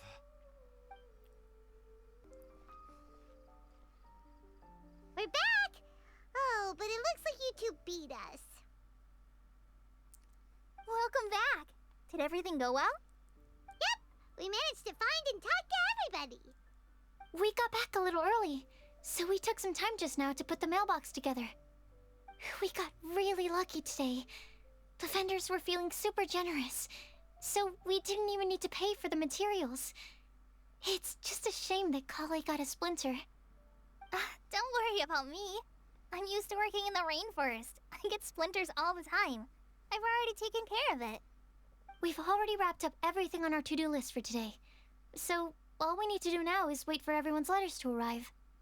Traveler, Paimon, why don't you get some rest while I keep an eye on the mailbox? You're definitely your master's student, Sucrose. As long as you or Albedo are around, Paimon can relax and know that everything's taken care of. Oh, that's good. Stop. You're embarrassing me. Wait. Actually, there's one thing that still needs taking care of. Paimon's starving. Hey, Traveler, you wanna get dinner? Your treat. Alright, I guess I better go get Paimon some food. I'll go with Sucrose to return the leftover materials to the vendors. You two, go get a proper meal. We can't have anyone going hungry. Yeah, now would be a good time for a break. Once everything is ready, let's meet up here again and collate all the information we've gathered. Huh? Sounds like a plan. That looks like a Fontaine outfit.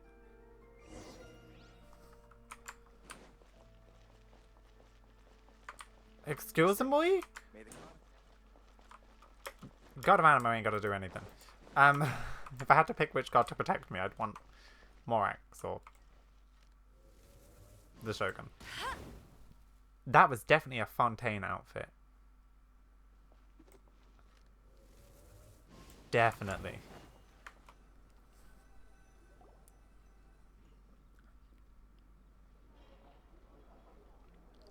Paimon will have this one, and this one, ooh, and this one. Hear that? It's the sound of Mora pouring out of my wallet. Hey, Paimon's really hungry. And don't forget, Paimon's also ordering for you too. everything by herself. Thanks, bestie. Now that Paimon mentions it, you realize you two are ravenous. You two stuff your faces. Ooh, Paimon is super full.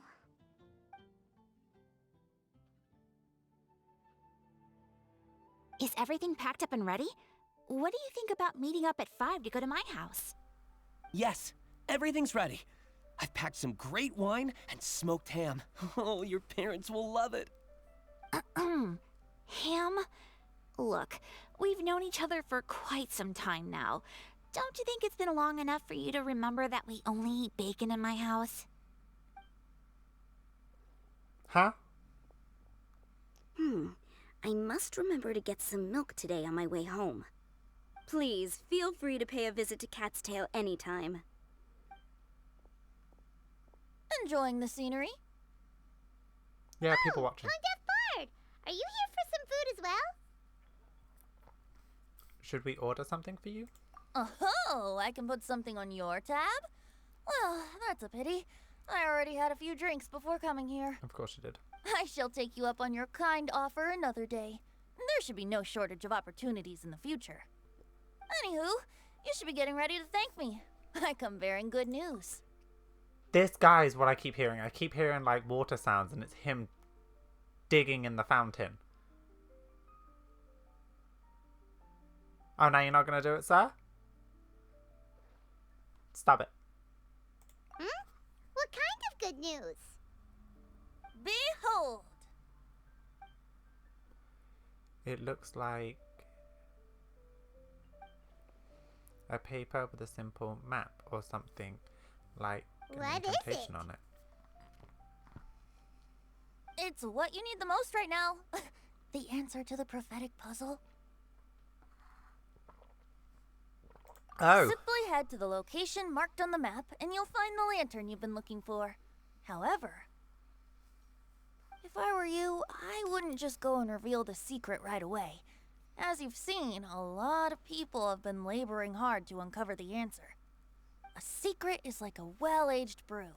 The aroma from the bottle is sweetest when revealed in the company of friends. I understand. Then it's settled. I'll leave you to your business for now. Feel free to find me for a chat again once you're done working through the prophecy.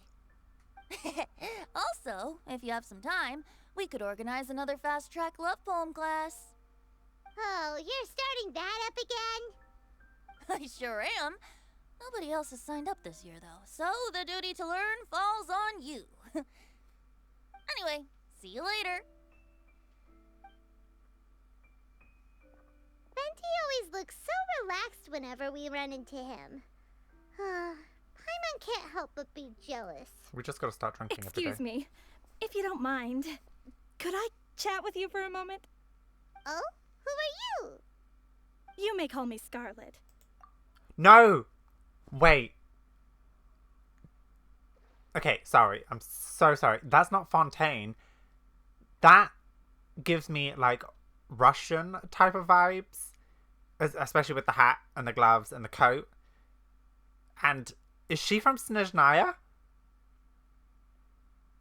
Wait. Actually, it could be Fontaine. No, it can't. Wait. Wait.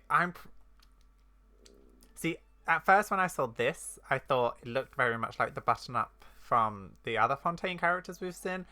But the hat definitely gives me Snezhnaya vibes. Like, it's like Russian-inspired, so like I can definitely see Snezhnaya. Oh my god. Okay, hello. Just like you, I'm a traveler visiting Mondstadt from another land. What other land? What other land? Mind if I buy you a drink? Sure. I'm not drinking today, but thank you for that. But why can't we have tea or something? Please tell me she's from Snezhnaya. I can't speak. Leaving the door open for another time, I see. I can tell that you've dealt with a lot of people during your travels. You can tell? Well, we are very experienced adventurers after all. I can.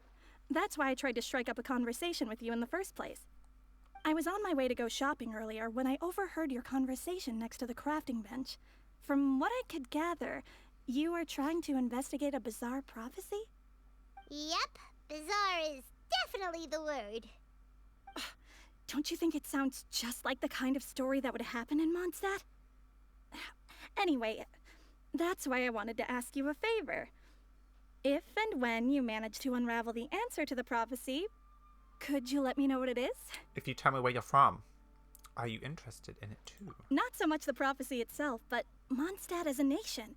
That's what I'm interested in. I was born in a distant land, but I have family and friends who once lived in Mondstadt for a long time. They said that it's a great place full of fairy tales and romance and recommended that I come for a visit. As it happens, someone I know has an anniversary coming up soon. So I figured this would be a good time to come here and see all the sights that she once saw. What do you think about Mondstadt so far? It certainly lives up to its name as the city of romance and freedom. We think so too. So, about the prophecy. I'll let you know if we find the answer. Thank you. You're very friendly. It's been a real pleasure to meet you.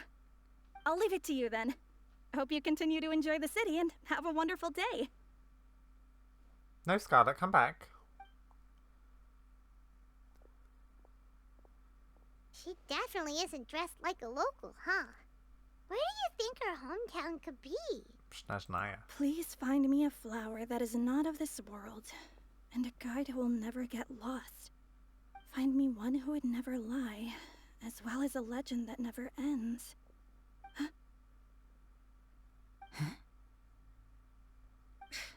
I never thought I'd have someone secretly following me, even in a free city like Mondstadt.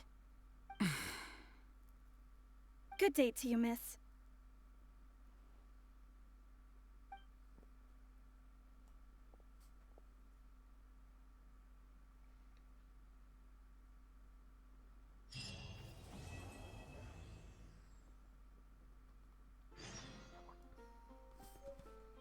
Today's recommendation is the steak.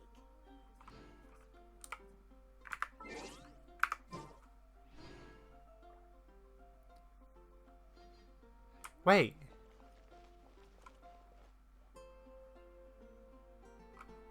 Her voice line was just... Say it again. A flower that is not of this world. Could that be referring to the real Windblume? Huh.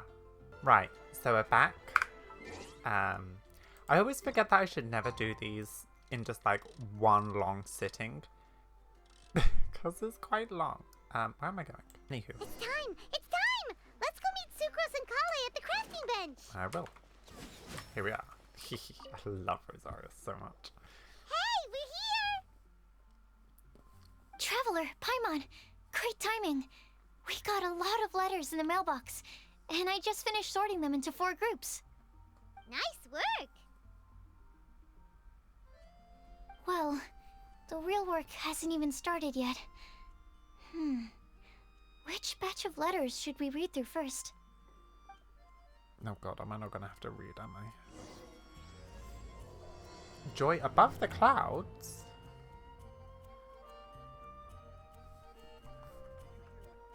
Take a look at the... Let's see what they say. Hey, we're here! Oh. Traveler, Nice work! Well... Okay, well we've already done this. Right. Read letters about the flower that's not of this world. Oh god. The flower... Oh my god, I'm gonna have to read. Okay, Tignari's letter. Ooh. Okay, ready? After our conversation the other day, I went over the prophecy's wording carefully. A flower that is not of this world sounds more like a logical paradox. Think about it. If the flower is not of this world, its existence cannot be perceived. However, if it can be perceived, it will not fit the description of the prophecy.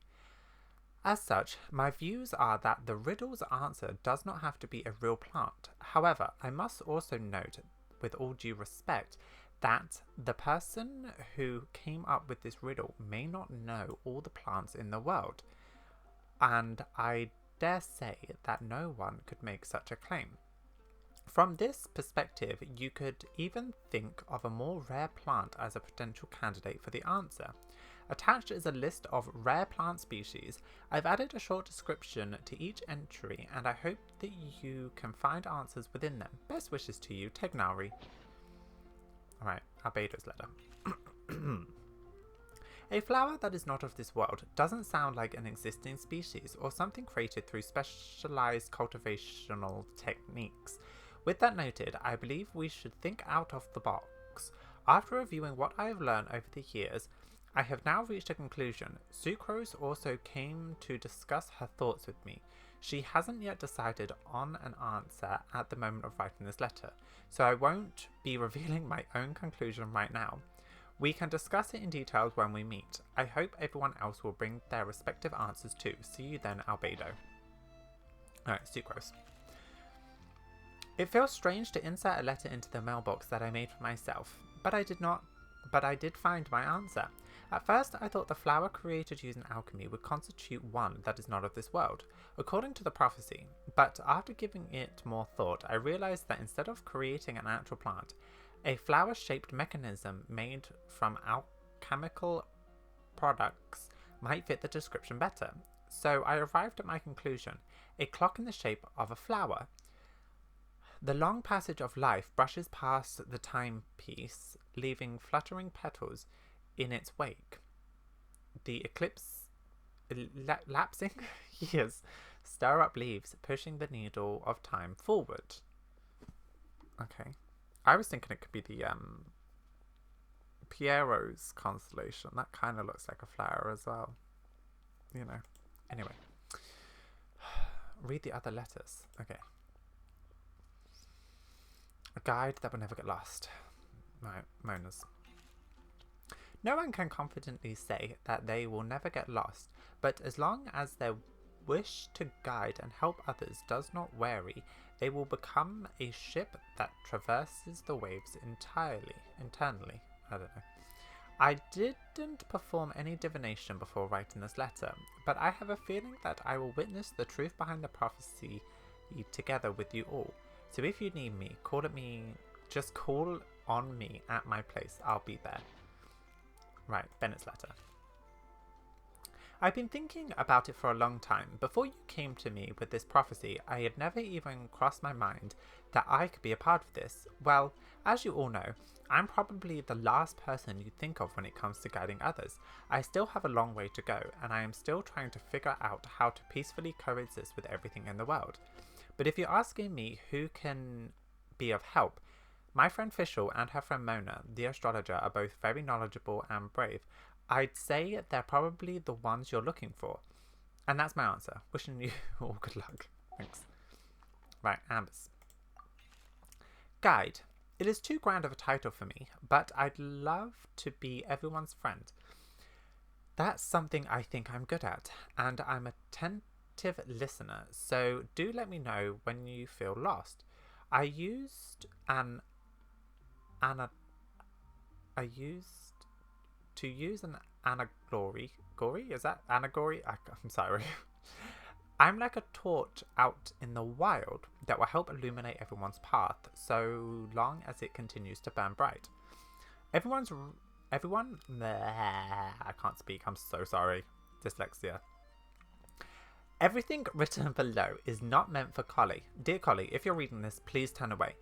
I've been worried about Collie lately. She's recovering from her illness, but she's recovered from her illness, but she doesn't look at all cheerful. I feel like she still has things she can't let go of. Allow me to write my wish here. I hope that Collie can uncover the secret behind the prophecy and find her happiness. Wherever she is and whoever she becomes, I will always be her friend no matter what. We are not the saviors and the saved, but simply good friend. Fair enough. Mika. I hope this letter finds you well. I did not expect to be asked such a question, which caused quite a headache at first. I only know how to guide people in a geological sense, but on the journey of life I am still a lost kid who needs guidance of others. But upon seeing your question, I immediately knew what I could help with. I tried drawing a map showing vegetation disturbances for Mr. Tegnari and Miss Collie, as well as a dragon spotting calendar for Mr. Sino, both attached below. In the next few days, I will need to patrol with the captain and draw maps for Miss Lisa, so I can only support you with your well wishes. My apologies. Please do forgive me. I hope this map and the list will be of some help to you. Okay, a few more. Right. The one who would never lie, Sino. You are correct to assume that I seldom lie. This has to do with my upbringing. As a desert dweller who has been living within the academia since my childhood, my unusual identity makes it hard for others to trust me, and it would simply be harder still if I was not honest. As a result, I learned to talk less and speak no more than what's necessary. Uncovering the secrets behind the prophecy may come with some perils. If you need someone who will never lie, I can join you.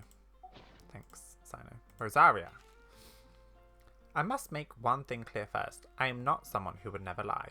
After hearing your question, I thought about many things in the past in earnest and recalled my occasions upon which I lied. I often make up excuses to avoid choir practice. I also tell white lies too. Sometimes to make myself happy, and other times to allow myself to give up on some struggles. The nicest lie I have ever come up with is the one I told Varka. I did not want to stay in Mondstadt. Varka responded with another lie, and that was his advice to me. Your current abilities are not suited for life beyond Mondstadt's borders. I cannot be the answer to your question, but I suggest that you consider what never lying actually means. Does it mean to never deceive or never lie with ill intent? It's a pity I am not the one you were looking for, but I believe that someone who meets the requirements will turn up. Good luck, Rosaria. Right, Reza. I asked my teacher, Lisa, how to write letter. It's much better than ones I wrote. Many thanks. I don't lie. I trust you. Come to me when you need me. I will always be there for you. Was that a good razor impression? Probably not, but you know what? I'm just having fun. Last one. Right. Lisa's letter. Legends were created by humans. In that sense, no legend endures forever, and all stories must end in regret someday. But as long as a good story lives in people's hearts, it does in some way live on forever. That is my conclusion I've come up with after years of reading. Anyway, best of luck, my little cuties. She didn't say my. Clee! Mom writes travel guides, but she did have friends who wrote fairy tales, so Clee heard that a story its author spends their whole life writing will always be a good one. I don't know why I read it like that. I'm sorry. I think a legend that never ends should be a story filled with hope and dreams. It works like a baton that passes on from one person to the next, offering something meaningful to everyone that touches it. I was once greatly encouraged by such stories, so I think I'll be going with this answer. That's a really nice way to put stories about hope. It's like passing a baton. Right. I think we read them all. Stop reading. Too close. I hope you appreciate my Let me quickly summarize what we found out about a flower that is not of this world. Tainari believes that on closer examination it might be logically paradoxal, while Albedo says that his answer would be better discussed at length in person. As for my answer, I think a clock in the shape of a flower would constitute one that is not of this world. Here's what we've gathered regarding a guide who will never get lost. I spent the whole day Mona reading. said that she'd like to join us in uncovering the secret behind the prophecy, while Bennett suggests Fischl, Mona, or the Traveler as potential candidates. Mika didn't submit much, but he did draw a vegetation map for Master Tainari and wrote up a dragon spotting calendar for Sino. Dude, will you get out the Amber also fountain? wrote in. She said that she sees herself as nobody's guide, but everybody's friend. As for one who would never lie, Rosaria removed herself from consideration, but both Razor and Sino are willing to support us in our search. Timaeus seems to have forgotten to write to us. And finally, this is what we've gathered on a legend that never ends. Klee said that her mom has a number of friends who like to write storybooks. Misa believes that legends live forever in people's hearts. I think that for a legend to be never-ending, it has to be filled with hopes and dreams, and actively passed from one person to the next. So, what are the answers to the 4 riddles then? You're really smart, Paimon. I bet you can figure it all out in no time. Or, let's all share our thoughts on what we think the answers might be.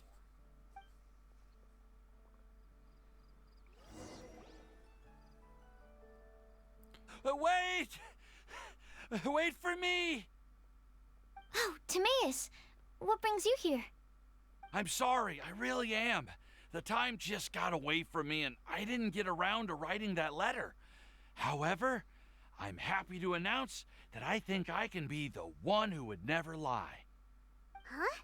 This is kinda sudden. Not that we don't trust you, Timaeus, but, could you elaborate a little after you catch your breath? Of course, of course.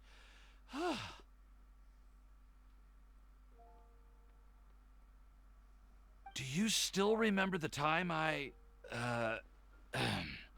collaborated with a certain Miss Ying-ar?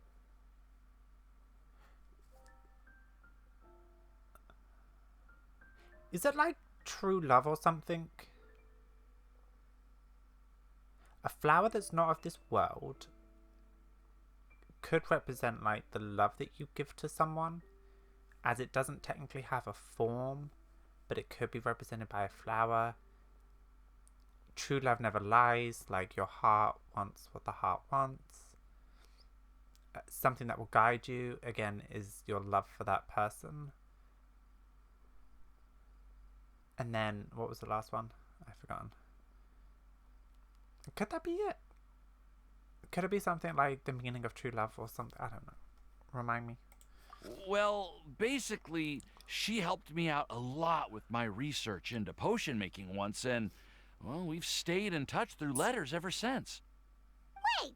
So Ying-ar is the girl from Liyue that Sucrose mentioned earlier? Alright, Paimon, chill out. I always assumed you were hard at work every time we saw you at the crafting bench. So you've just been writing letters to Ying-ar the whole time? No, I mean, not all the time. I've done some work too. And anyway, our correspondence covers a lot of serious topics, like perfumes, potions, alchemy. Anyway, a few months ago, I made a vow to the heavens that I will be true to myself and never utter an insincere word until the day that I've managed to win Miss Ying-ar's heart. So, at Star Snatch Cliff, you were picking Cecilia's as a gift for Ying-ar?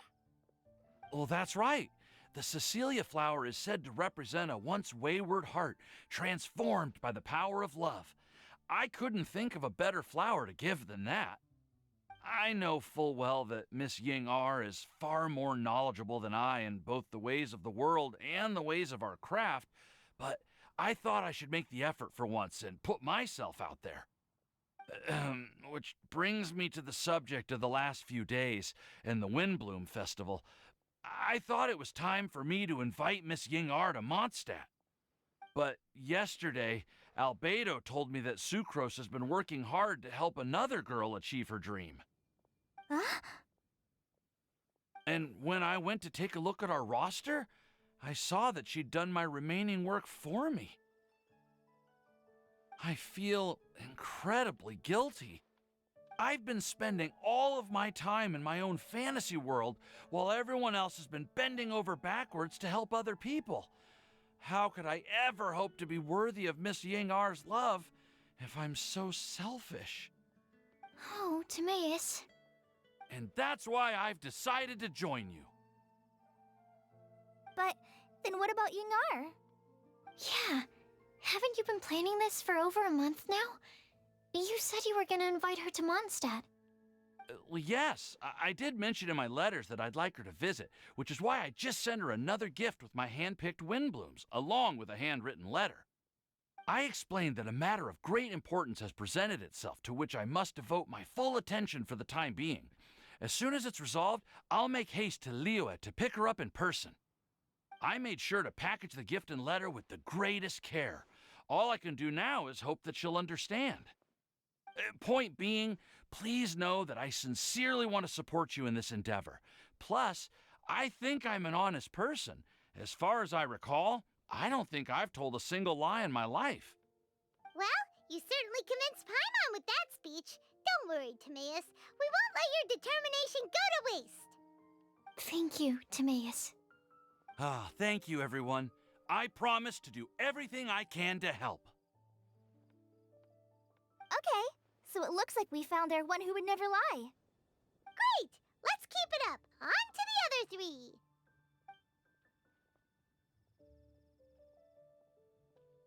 Okay, Paimon will do the honors. Ahem. We have with us here the flower, the guide, the legend, and Timaeus. Huh? Why did you only say Timaeus' name? You should say my name, too. All right. We also have Klee. That's me! With Klee here, this all somehow feels like we're getting ready for a field trip. There's nothing wrong with a more relaxed atmosphere, is there? It technically has a flower on her. Or is it a four-leaf clover? I don't know. Albedo, have you figured out your answer? Of course. We will soon see if my hypothesis has any merit. Actually, I'm still feeling a little nervous. Me too. But weren't you all fired up just a moment ago? Yeah, you're right. Okay, let's do this. Actually, I'm a little worried too. Deep breaths. Deep breaths. I know what you're feeling. Saying anything becomes so much harder when there are so many people watching. Well, does anyone know the exact location of where we're headed, or should I do a reading on my scry glass? I do. According to the prophecy, once we figured out the answer, we should test it at the Lantern of Utmost Joy. Wait, but where is this lantern? Oh, we know something about that. We've already found where it is. What? You make up a story, yeah. Wow, that's amazing. You really know how to do everything under the sun. Then we'll let you lead the way. Follow me! This is it! We're off to find the sacred location of the Lantern of Utmost Joy.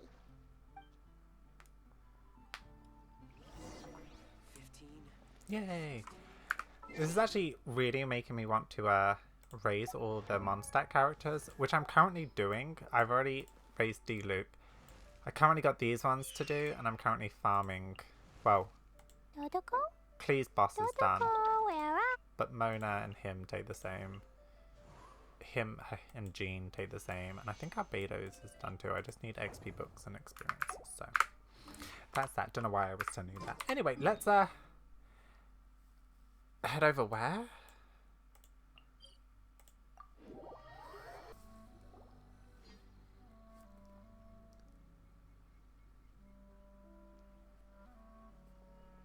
Aww, I don't see any lanterns here.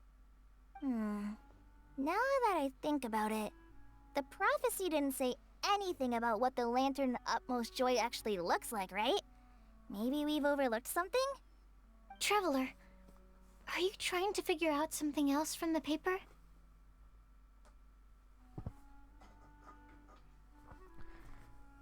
Exactly. Venti's note says we should look up and seek the answer from the sky. Paimon's reading too. Huh? It says to look up. Celestia? But there's nothing above us. The wind didn't trick us, did it? The slip says now you should recite the incantation. Paimon, take a look at this. Place the squirrel on the back of the pointy-eared cat, and a pious puppy will open the doors to show you the way. Huh. Paimon read the whole thing out loud, but nothing's happening. Place the squirrel on the back of the pointed-eared cat, and the pious puppy will open the door and show you the way. What?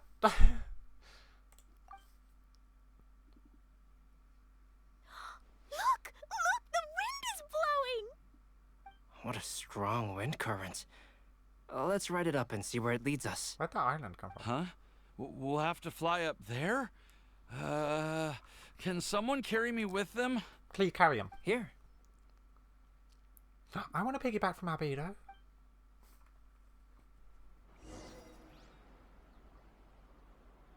Yeah, that island wasn't always there, was it? Ah! This is the first time I've ever flown like this!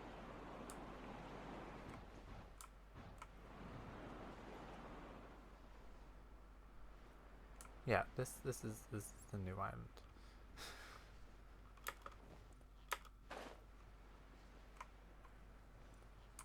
Okay, wait.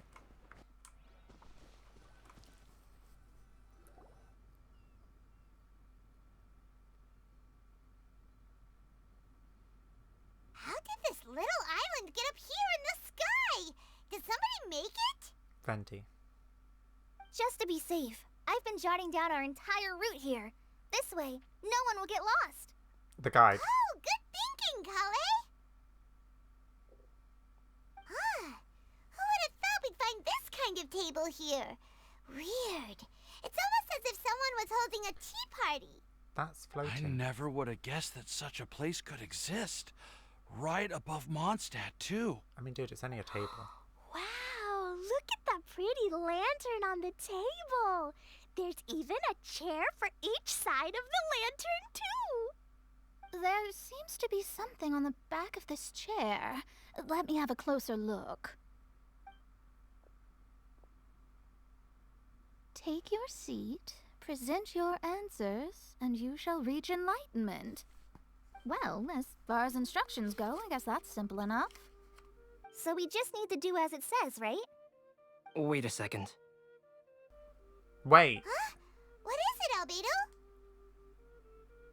We'd better make sure this place is safe before taking our seats. Everyone, please stay clear for a moment. Well, all our questions and doubts aside, the scenery here is pretty amazing. It'd be impossible to feel stressed here.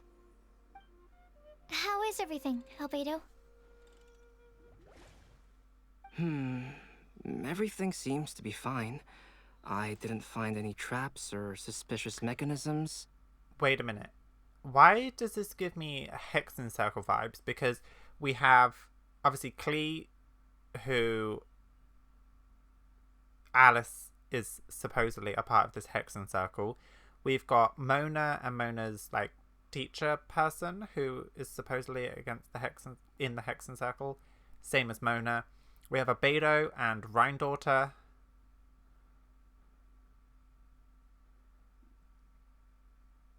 And then Collie and Sucrose, I don't think there's any connection with the Hexen Circle.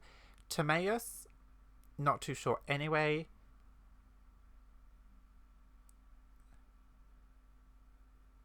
There's something here. I can feel it. It's, my thoughts aren't together because obviously I haven't had time to research. But like, you know, it's a bit weird that like Albedo's teacher, Klee's mom, what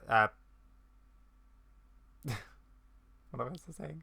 Albedo's teacher, or Gold, Klee's mom, Alice, Mona's teacher, and Timaeus, something to do with alchemy.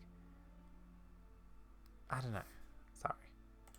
But I also couldn't find any overt destructive devices. Huh? What do you mean? Well, it seems that wrong answers won't have any catastrophic consequences. Looks like we'll have to sit on these chairs and fulfill the prophecy. Everyone, I would like to suggest that we try some risky answers on our first attempt. Let's reserve our most confident answers for the second round. Okay. That sounds kind of smart, but why? Ah, I get what he means. If we do as he says, then we may be able to figure out how the puzzle works. I see. That makes a lot of sense. What's up? Mona, is there something wrong? You're not looking too good. Oh, are you hungry? I brought some snacks. No. Thank you for offering, Klee, but that's not quite it. While Albedo was checking just now, I gave my scryglass a spin hoping to find some information. But there's a strange aura to this place. It's almost as if someone has been staring at me as soon as we stepped foot in here. But if nothing here has actually been physically tampered with, then no. Could that person be?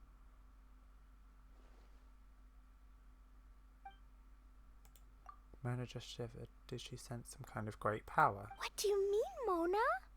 Who could it be? Is it? It has to be someone in the Hexen Circle because, like, the speakerphone thingy, the record player is there, and that's what Alice normally uses to speak to us through. Never mind. It's not like I've got any proof.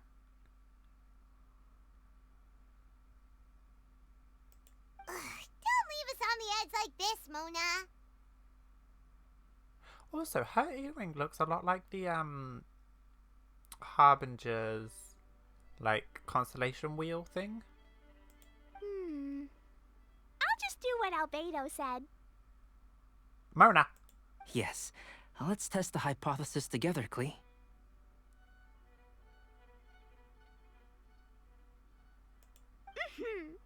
Come on, join us, Mona. Oh, all right. Okay, then I'll answer the first question.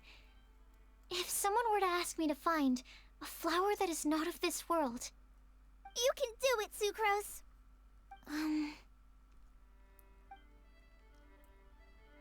Albedo. Then I would fetch a tetragonic sweet flower. Alright, I'm up next. My part of the prophecy is to Oh. find a guide who will never get lost. Kale, I hope you found your answer. My answer is that I will be that guide. Ah, For that's a long cute. time, I have been guided by others. It's taken me a while, but I finally made it to where I am today. Although I still haven't made a name for myself, and I'm still quite immature, I would still like to put my name forward. Because I would like to become a guide that can help others. I want to help others the same way Amber, Master Tainari, Sino, and everyone else helped me. Now it's my turn to pass on the gift that I've been given. All right. It's up to me to answer the third part. I'll submit myself as one who would never lie. Although I've never really had any other virtues or talents, I'm confident that I've always been an honest person.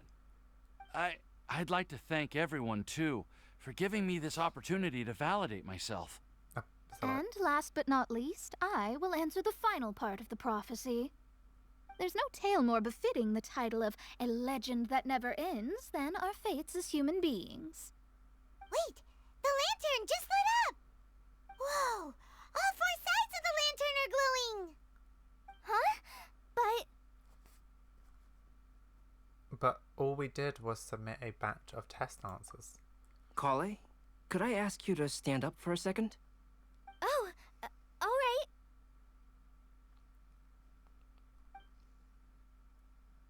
Huh? What's going on?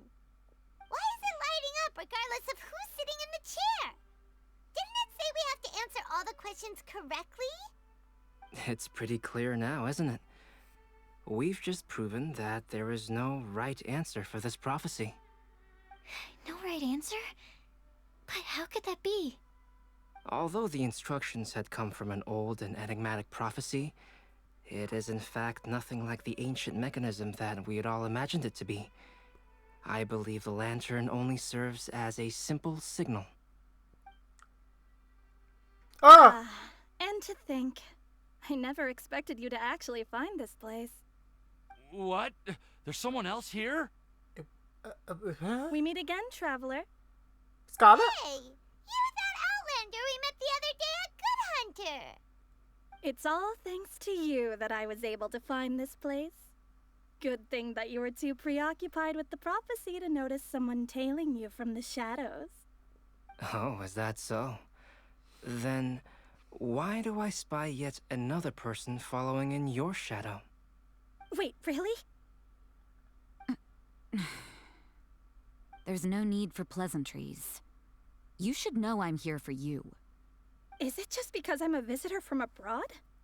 I was there when you snuck your way into Marjorie's place. Huh. So you had your eyes on me even then, huh? That was 2 whole weeks ago, you know. It's hard not to notice you when I'm on duty every day. All right. In that case, I'll admit it. I was the person who slipped this prophecy into the storybook. Huh? But why? Then, does that mean this wasn't a real prophecy after all? Don't worry.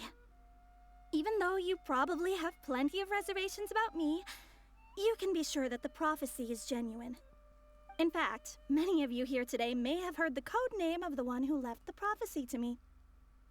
She hailed from an ancient assembly of powerful women, each of whom used a single letter to signify themselves.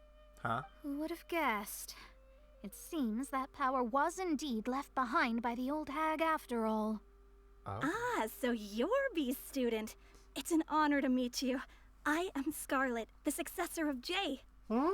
Well, what are you talking about? The Hexen Circle.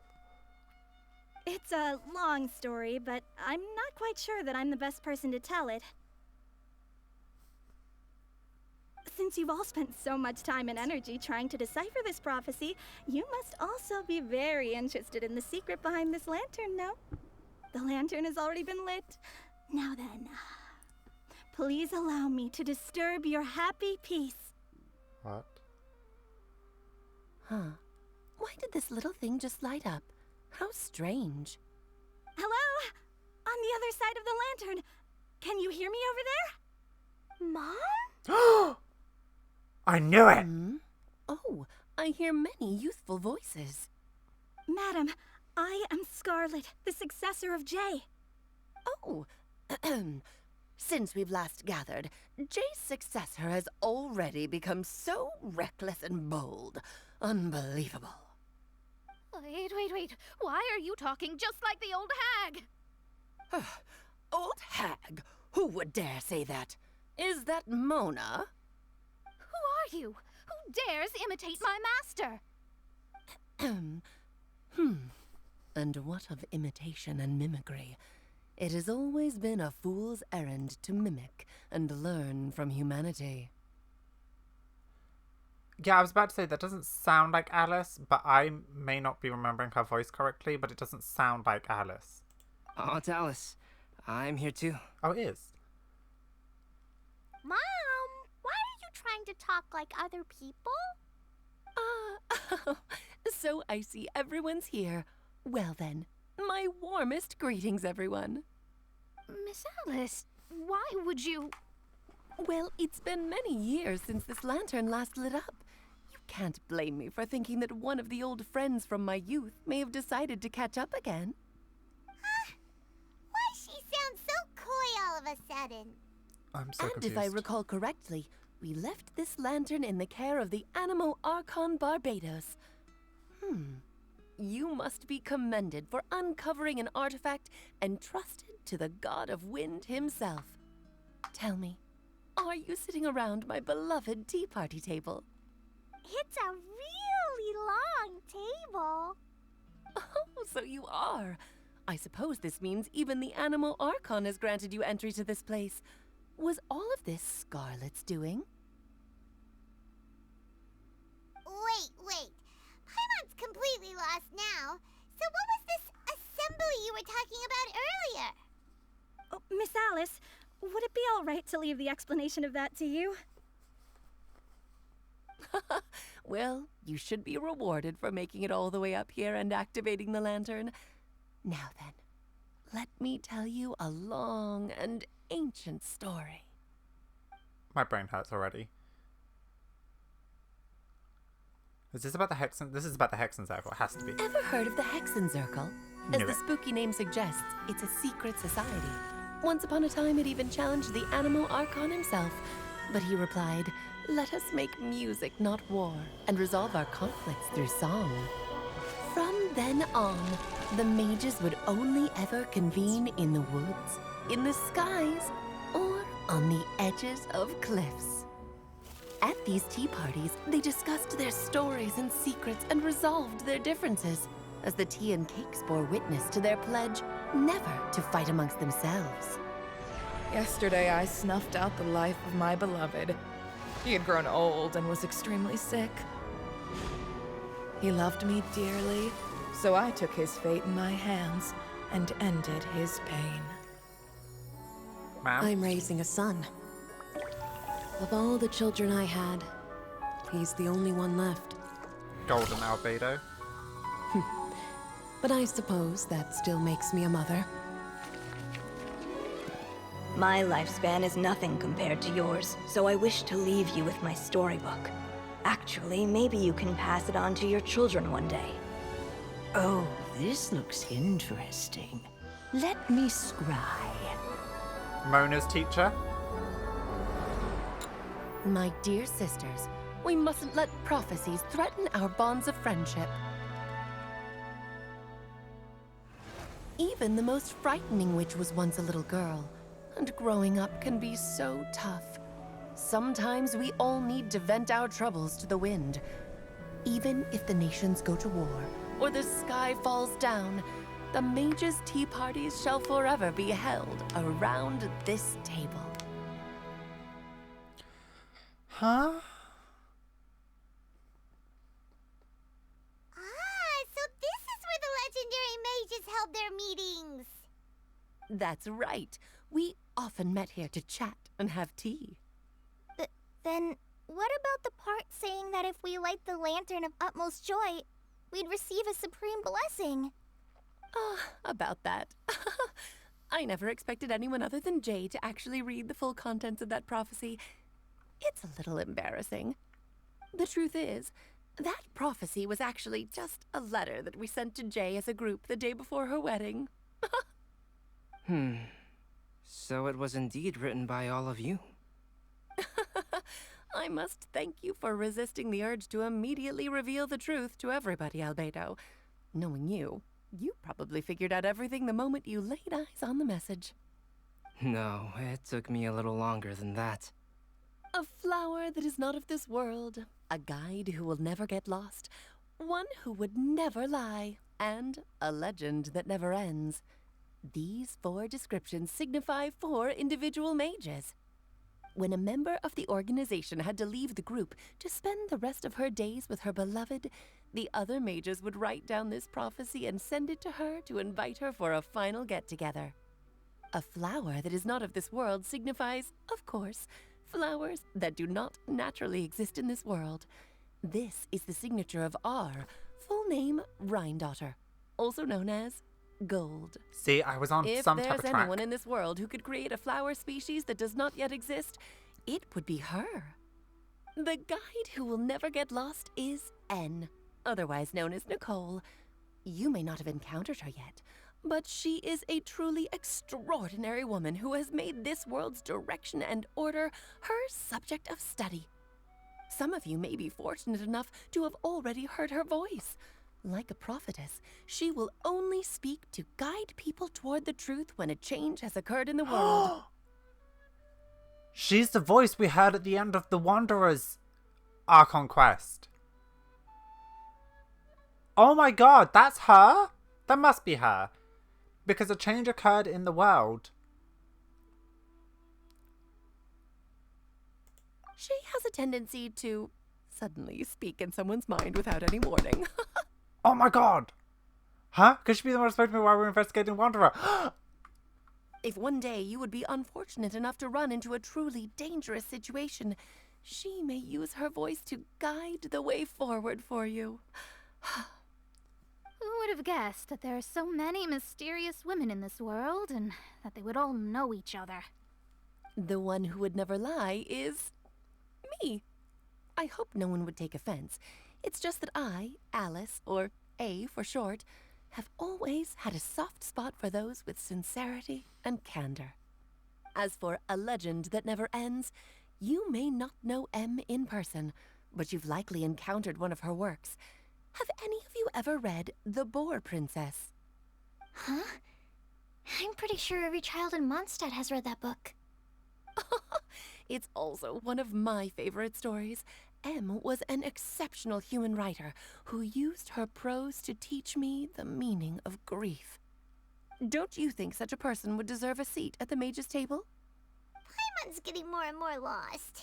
Oh. It may sound hard to believe, but I can attest to everything that Alice has said.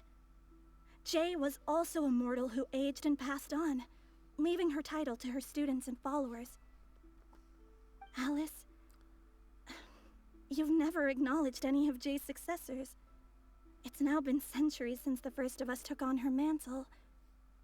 I've always wanted to meet you. Do you also want to become a mage? Title aside, I think I'm more interested in the meaning and purpose of the Hexen Circle. I used to think that the Hexen Circle was a group of women who could control the very fate of this world. But now, I've seen for myself that besides Jay, many other ordinary people were also among you.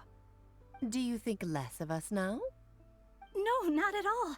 My interest has been piqued, and I'm now even more drawn towards the idea of becoming a mage. You're right. I've never acknowledged any of Jay's successors. But you are different. You are much more fascinating than any of your predecessors. Oh, has someone finally piqued Aunt Alice's interest? Now is not a good time, Scarlet, but as soon as I am able, I will seek you out for a meeting. I want you to tell me all about Jay's married life back in her hometown. So the mage who received the prophecy letter from all of you was Jay? She left the Hexen Circle after getting married? Precisely. There was only one way the letter could have been interpreted. She would have known what we meant as soon as she saw the message. We were just asking one thing of her. Please come to see us again. Before you go and settle forever with your happiness, please come share some of it with your best friends and sisters. So, the Supreme Blessing actually meant... All journeys are fleeting and will eventually come to an end. What will give us the most fulfillment and happiness in the end are those who will greet us at our journey's destination. Dear child, I believe you can also understand what I am talking about. We women will always have many troubles and encounter pains and frustrations that will keep us up at night. But no matter how hard things may become, we will cross mountains and oceans to see our best friends again, regardless of how many years have passed or how far the distance may be. As long as we can be with our beloved friends, our hearts will be filled with joy. To us mages, that's what being supremely blessed is all about. Oh. I still don't get it, but I do know that all the mages are Mom's best friends. If you ask how I see it, the Hexen Circle is just a group of ladies that I spent my youth with. Anyway, I'll introduce some of the other members to you all later. I still have a few things to attend to, so this will have to do for today. Bye, Mom! Todoko says bye, too! Todoko. Goodbye, darling, and farewell to all of our other friends as well. I'm sure we'll see each other again. Oh, now that I think of it, isn't it getting close to that time of year? Yes, it's Windblume again, Alice. It's also a special anniversary date. I'm sure you still remember. Yes, I do remember now. It was on this day, many, many years ago, that Jay tied the knot. Ah, just in time for the Festival of Love and Freedom. Everyone, please enjoy this year's Windblume Festival to the fullest. Why did they make such a big deal about Jay getting married? Who did she get married to, and why is that almost hammered? For a moment, everyone looks through, but soon chatter fills. Whoa! Ah! Albedo! Why didn't you tell me we'd have to glide all the way back down?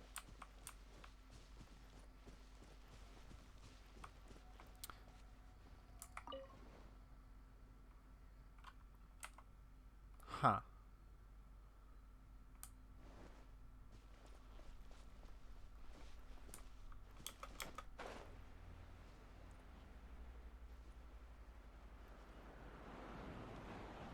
Oh. Oh, I'm returning to Mondstadt. Where is Mondstadt?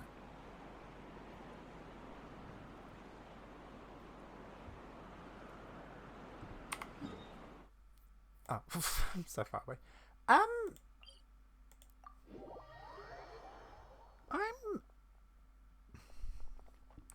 I want to know why Jay's day of getting married is so important about it being the anniversary. I feel like there's something more there, but I'm not really sure what. Huh.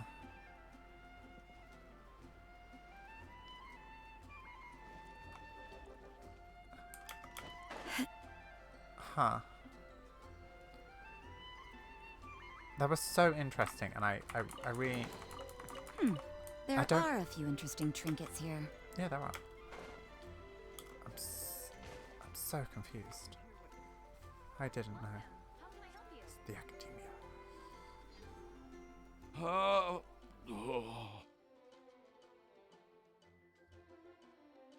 you okay, Timaeus? Maybe you'd feel better if you just, you know, let it out. I'm fine, I'm fine. I'm just a little glider sick, that's all. You may want to look into getting your own gliding license when you have the time. It might prove helpful to you. Okay. Sure thing. It sounds like you've still got something on your mind. Why don't you tell us? We're all happy to listen. It's nothing, really. It's just... Well, Alice's story was really interesting and romantic. I won't argue about that. But still, the whole thing wasn't quite what I was hoping for. Of course, I didn't actually expect the supreme blessing to be real, but... Don't say that. None of this was your fault, Timaeus. Honestly, it's more on me for having agreed to be the Windblume Festival's special ambassador. Had I not asked for everyone's help... If anything, it should be my fault for finding that prophecy. Oh, no. I didn't mean to blame the two of you either. I just feel like this whole adventure didn't really end on a high note, and we also didn't really get anything out of it. But I'd say we still learned something new. Well, that aside, Timaeus, you still need to go to Liyue to apologize to Yinger, right? Do you want Kale and I to accompany you? Oh, Miss Yinger. Well, I mean, I just really don't want her to get mad at me. Now that I've come back to my senses, I really don't know what I should do. Hey, you three? You may want to look over there. Huh? Huh? Miss Yinger? Oh, so that's Miss Yinger? I've never met her before. Yep, that's her. And she actually came all the way to Mondstadt. I am so sorry, Miss Yinger. But how did you... I mean... Are you so happy just to see me? Of course I am. I'm so happy that, I don't, Sorry, I don't know what to say.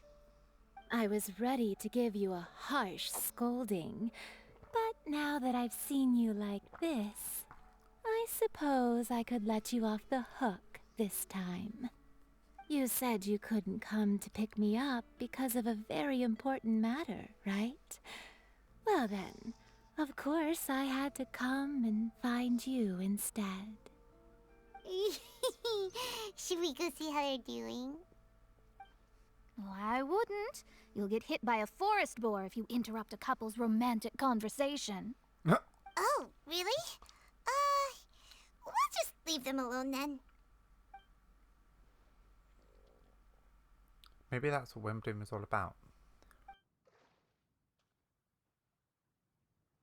I am so glad to see Timaeus find his happiness. I have to say, I'm even more envious of you, Sucrose. You can be happy just to see others happy, and you gave me so much help without any expectations in return.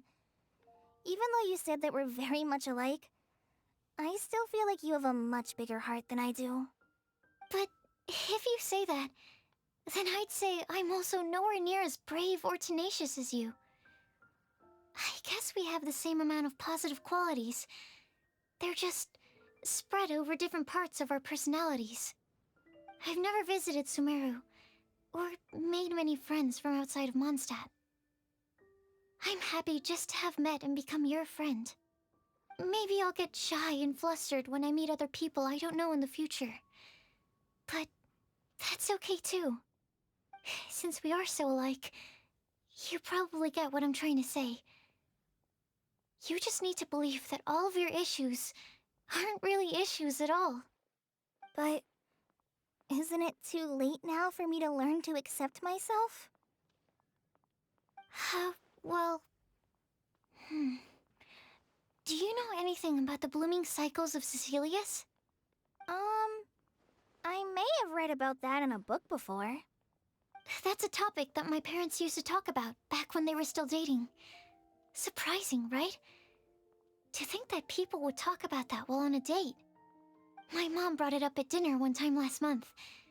She called my dad the most boring man she knew, and said that he even turned up late to a date once, all with a smile on her face. But she also said that learning is just another part of life. It's never too late to start something, as long as you recognize that it's something good for you to do. Why don't you give it a try, Kale? Okay, I'll try my best.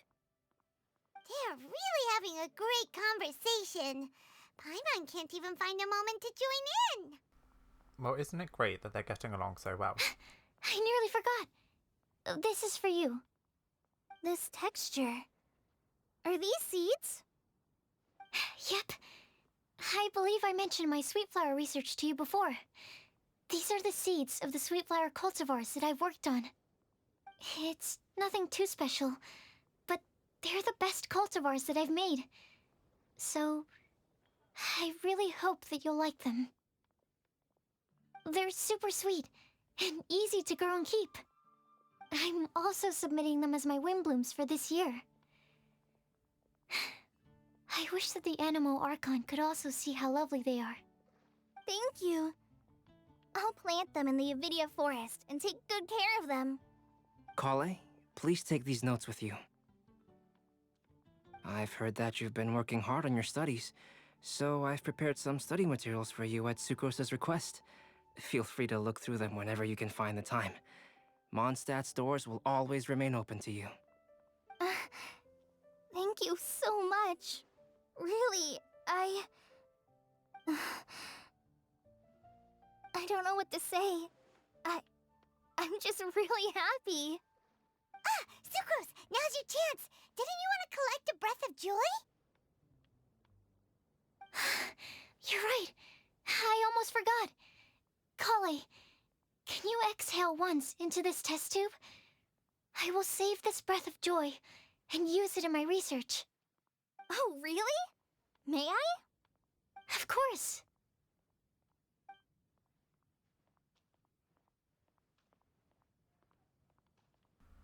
I don't want to know why it turned purple. A small sparkling cloud.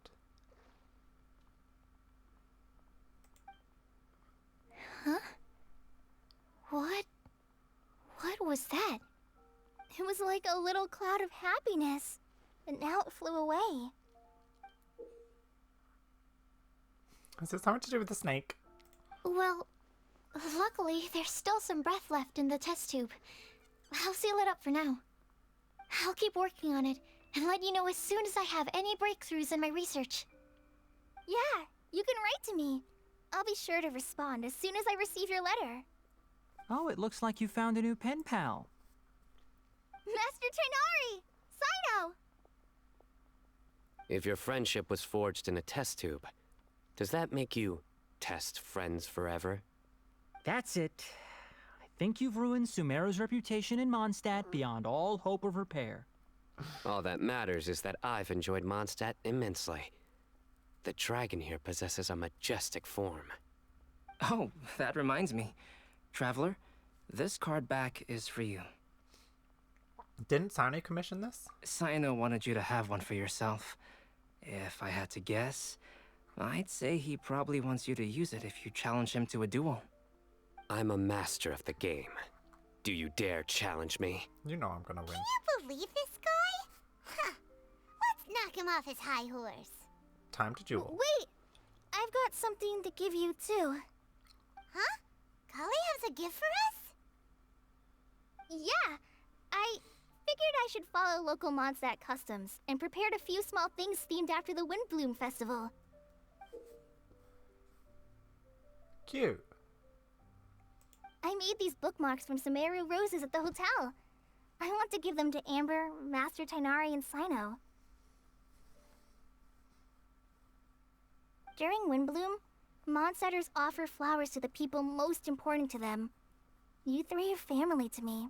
Aww. But Tighnari said that we're not anything like an academic family. He wouldn't write joint papers with us. Well, in this case, we can consider ourselves as regular siblings. And that should be just fine. Sure, you two. I agree. Sure, you two. Oh, and here are some Padisara seeds as well. These are for the Traveler, Paimon, and everyone else from Mondstadt. Whoa, are these really for us? Thank you, we really appreciate it. So, are these your chosen Windblooms? Mm-hmm, one of them. Both Padisaras and Sumeru roses are my Windblooms.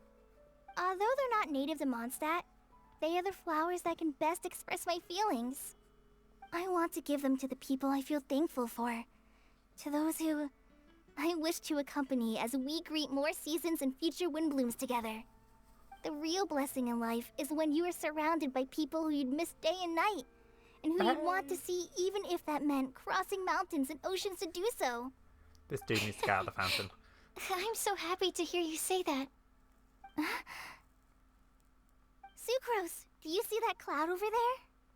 Huh? Doesn't it look just like your test tube? That was cute.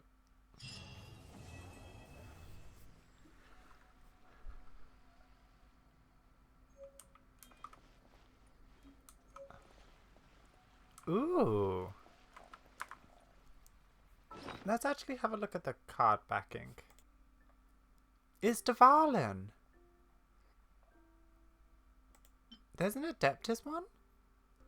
Well, I do believe that's everything to do with this. Now, this is just a story. I think I might record these things in a separate video. Oh, we do have a lot.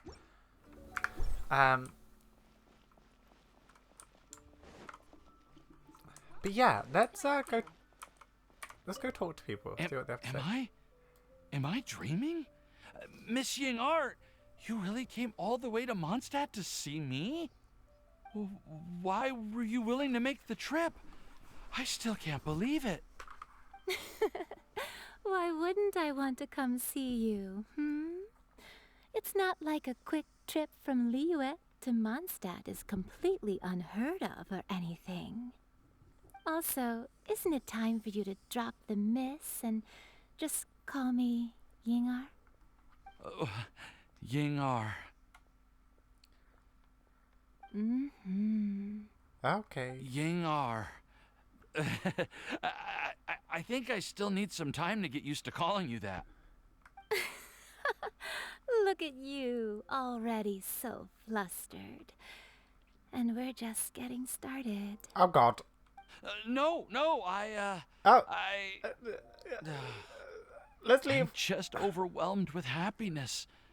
Thank you so much for coming to see me for Windblume. Oh my God, please let's leave. This is so awkward. Try talking to Shameas. Leave him alone. Yeah, we're definitely interrupting something there. Let's leave. Okay, well, oh, Sano's right here. Oh, he's gone now. Oh. Oh, no, he's not. He's there. He just wasn't loading in. Alright, well anyway, thank you guys so much for watching. That was a lot of fun. I do very much like Genshin events anyway. So yeah, thank you guys so much for watching. I really hope you enjoyed this video. Don't forget to like and subscribe and all that fun stuff. And I'll see you guys in my next video. So I'll see you guys then.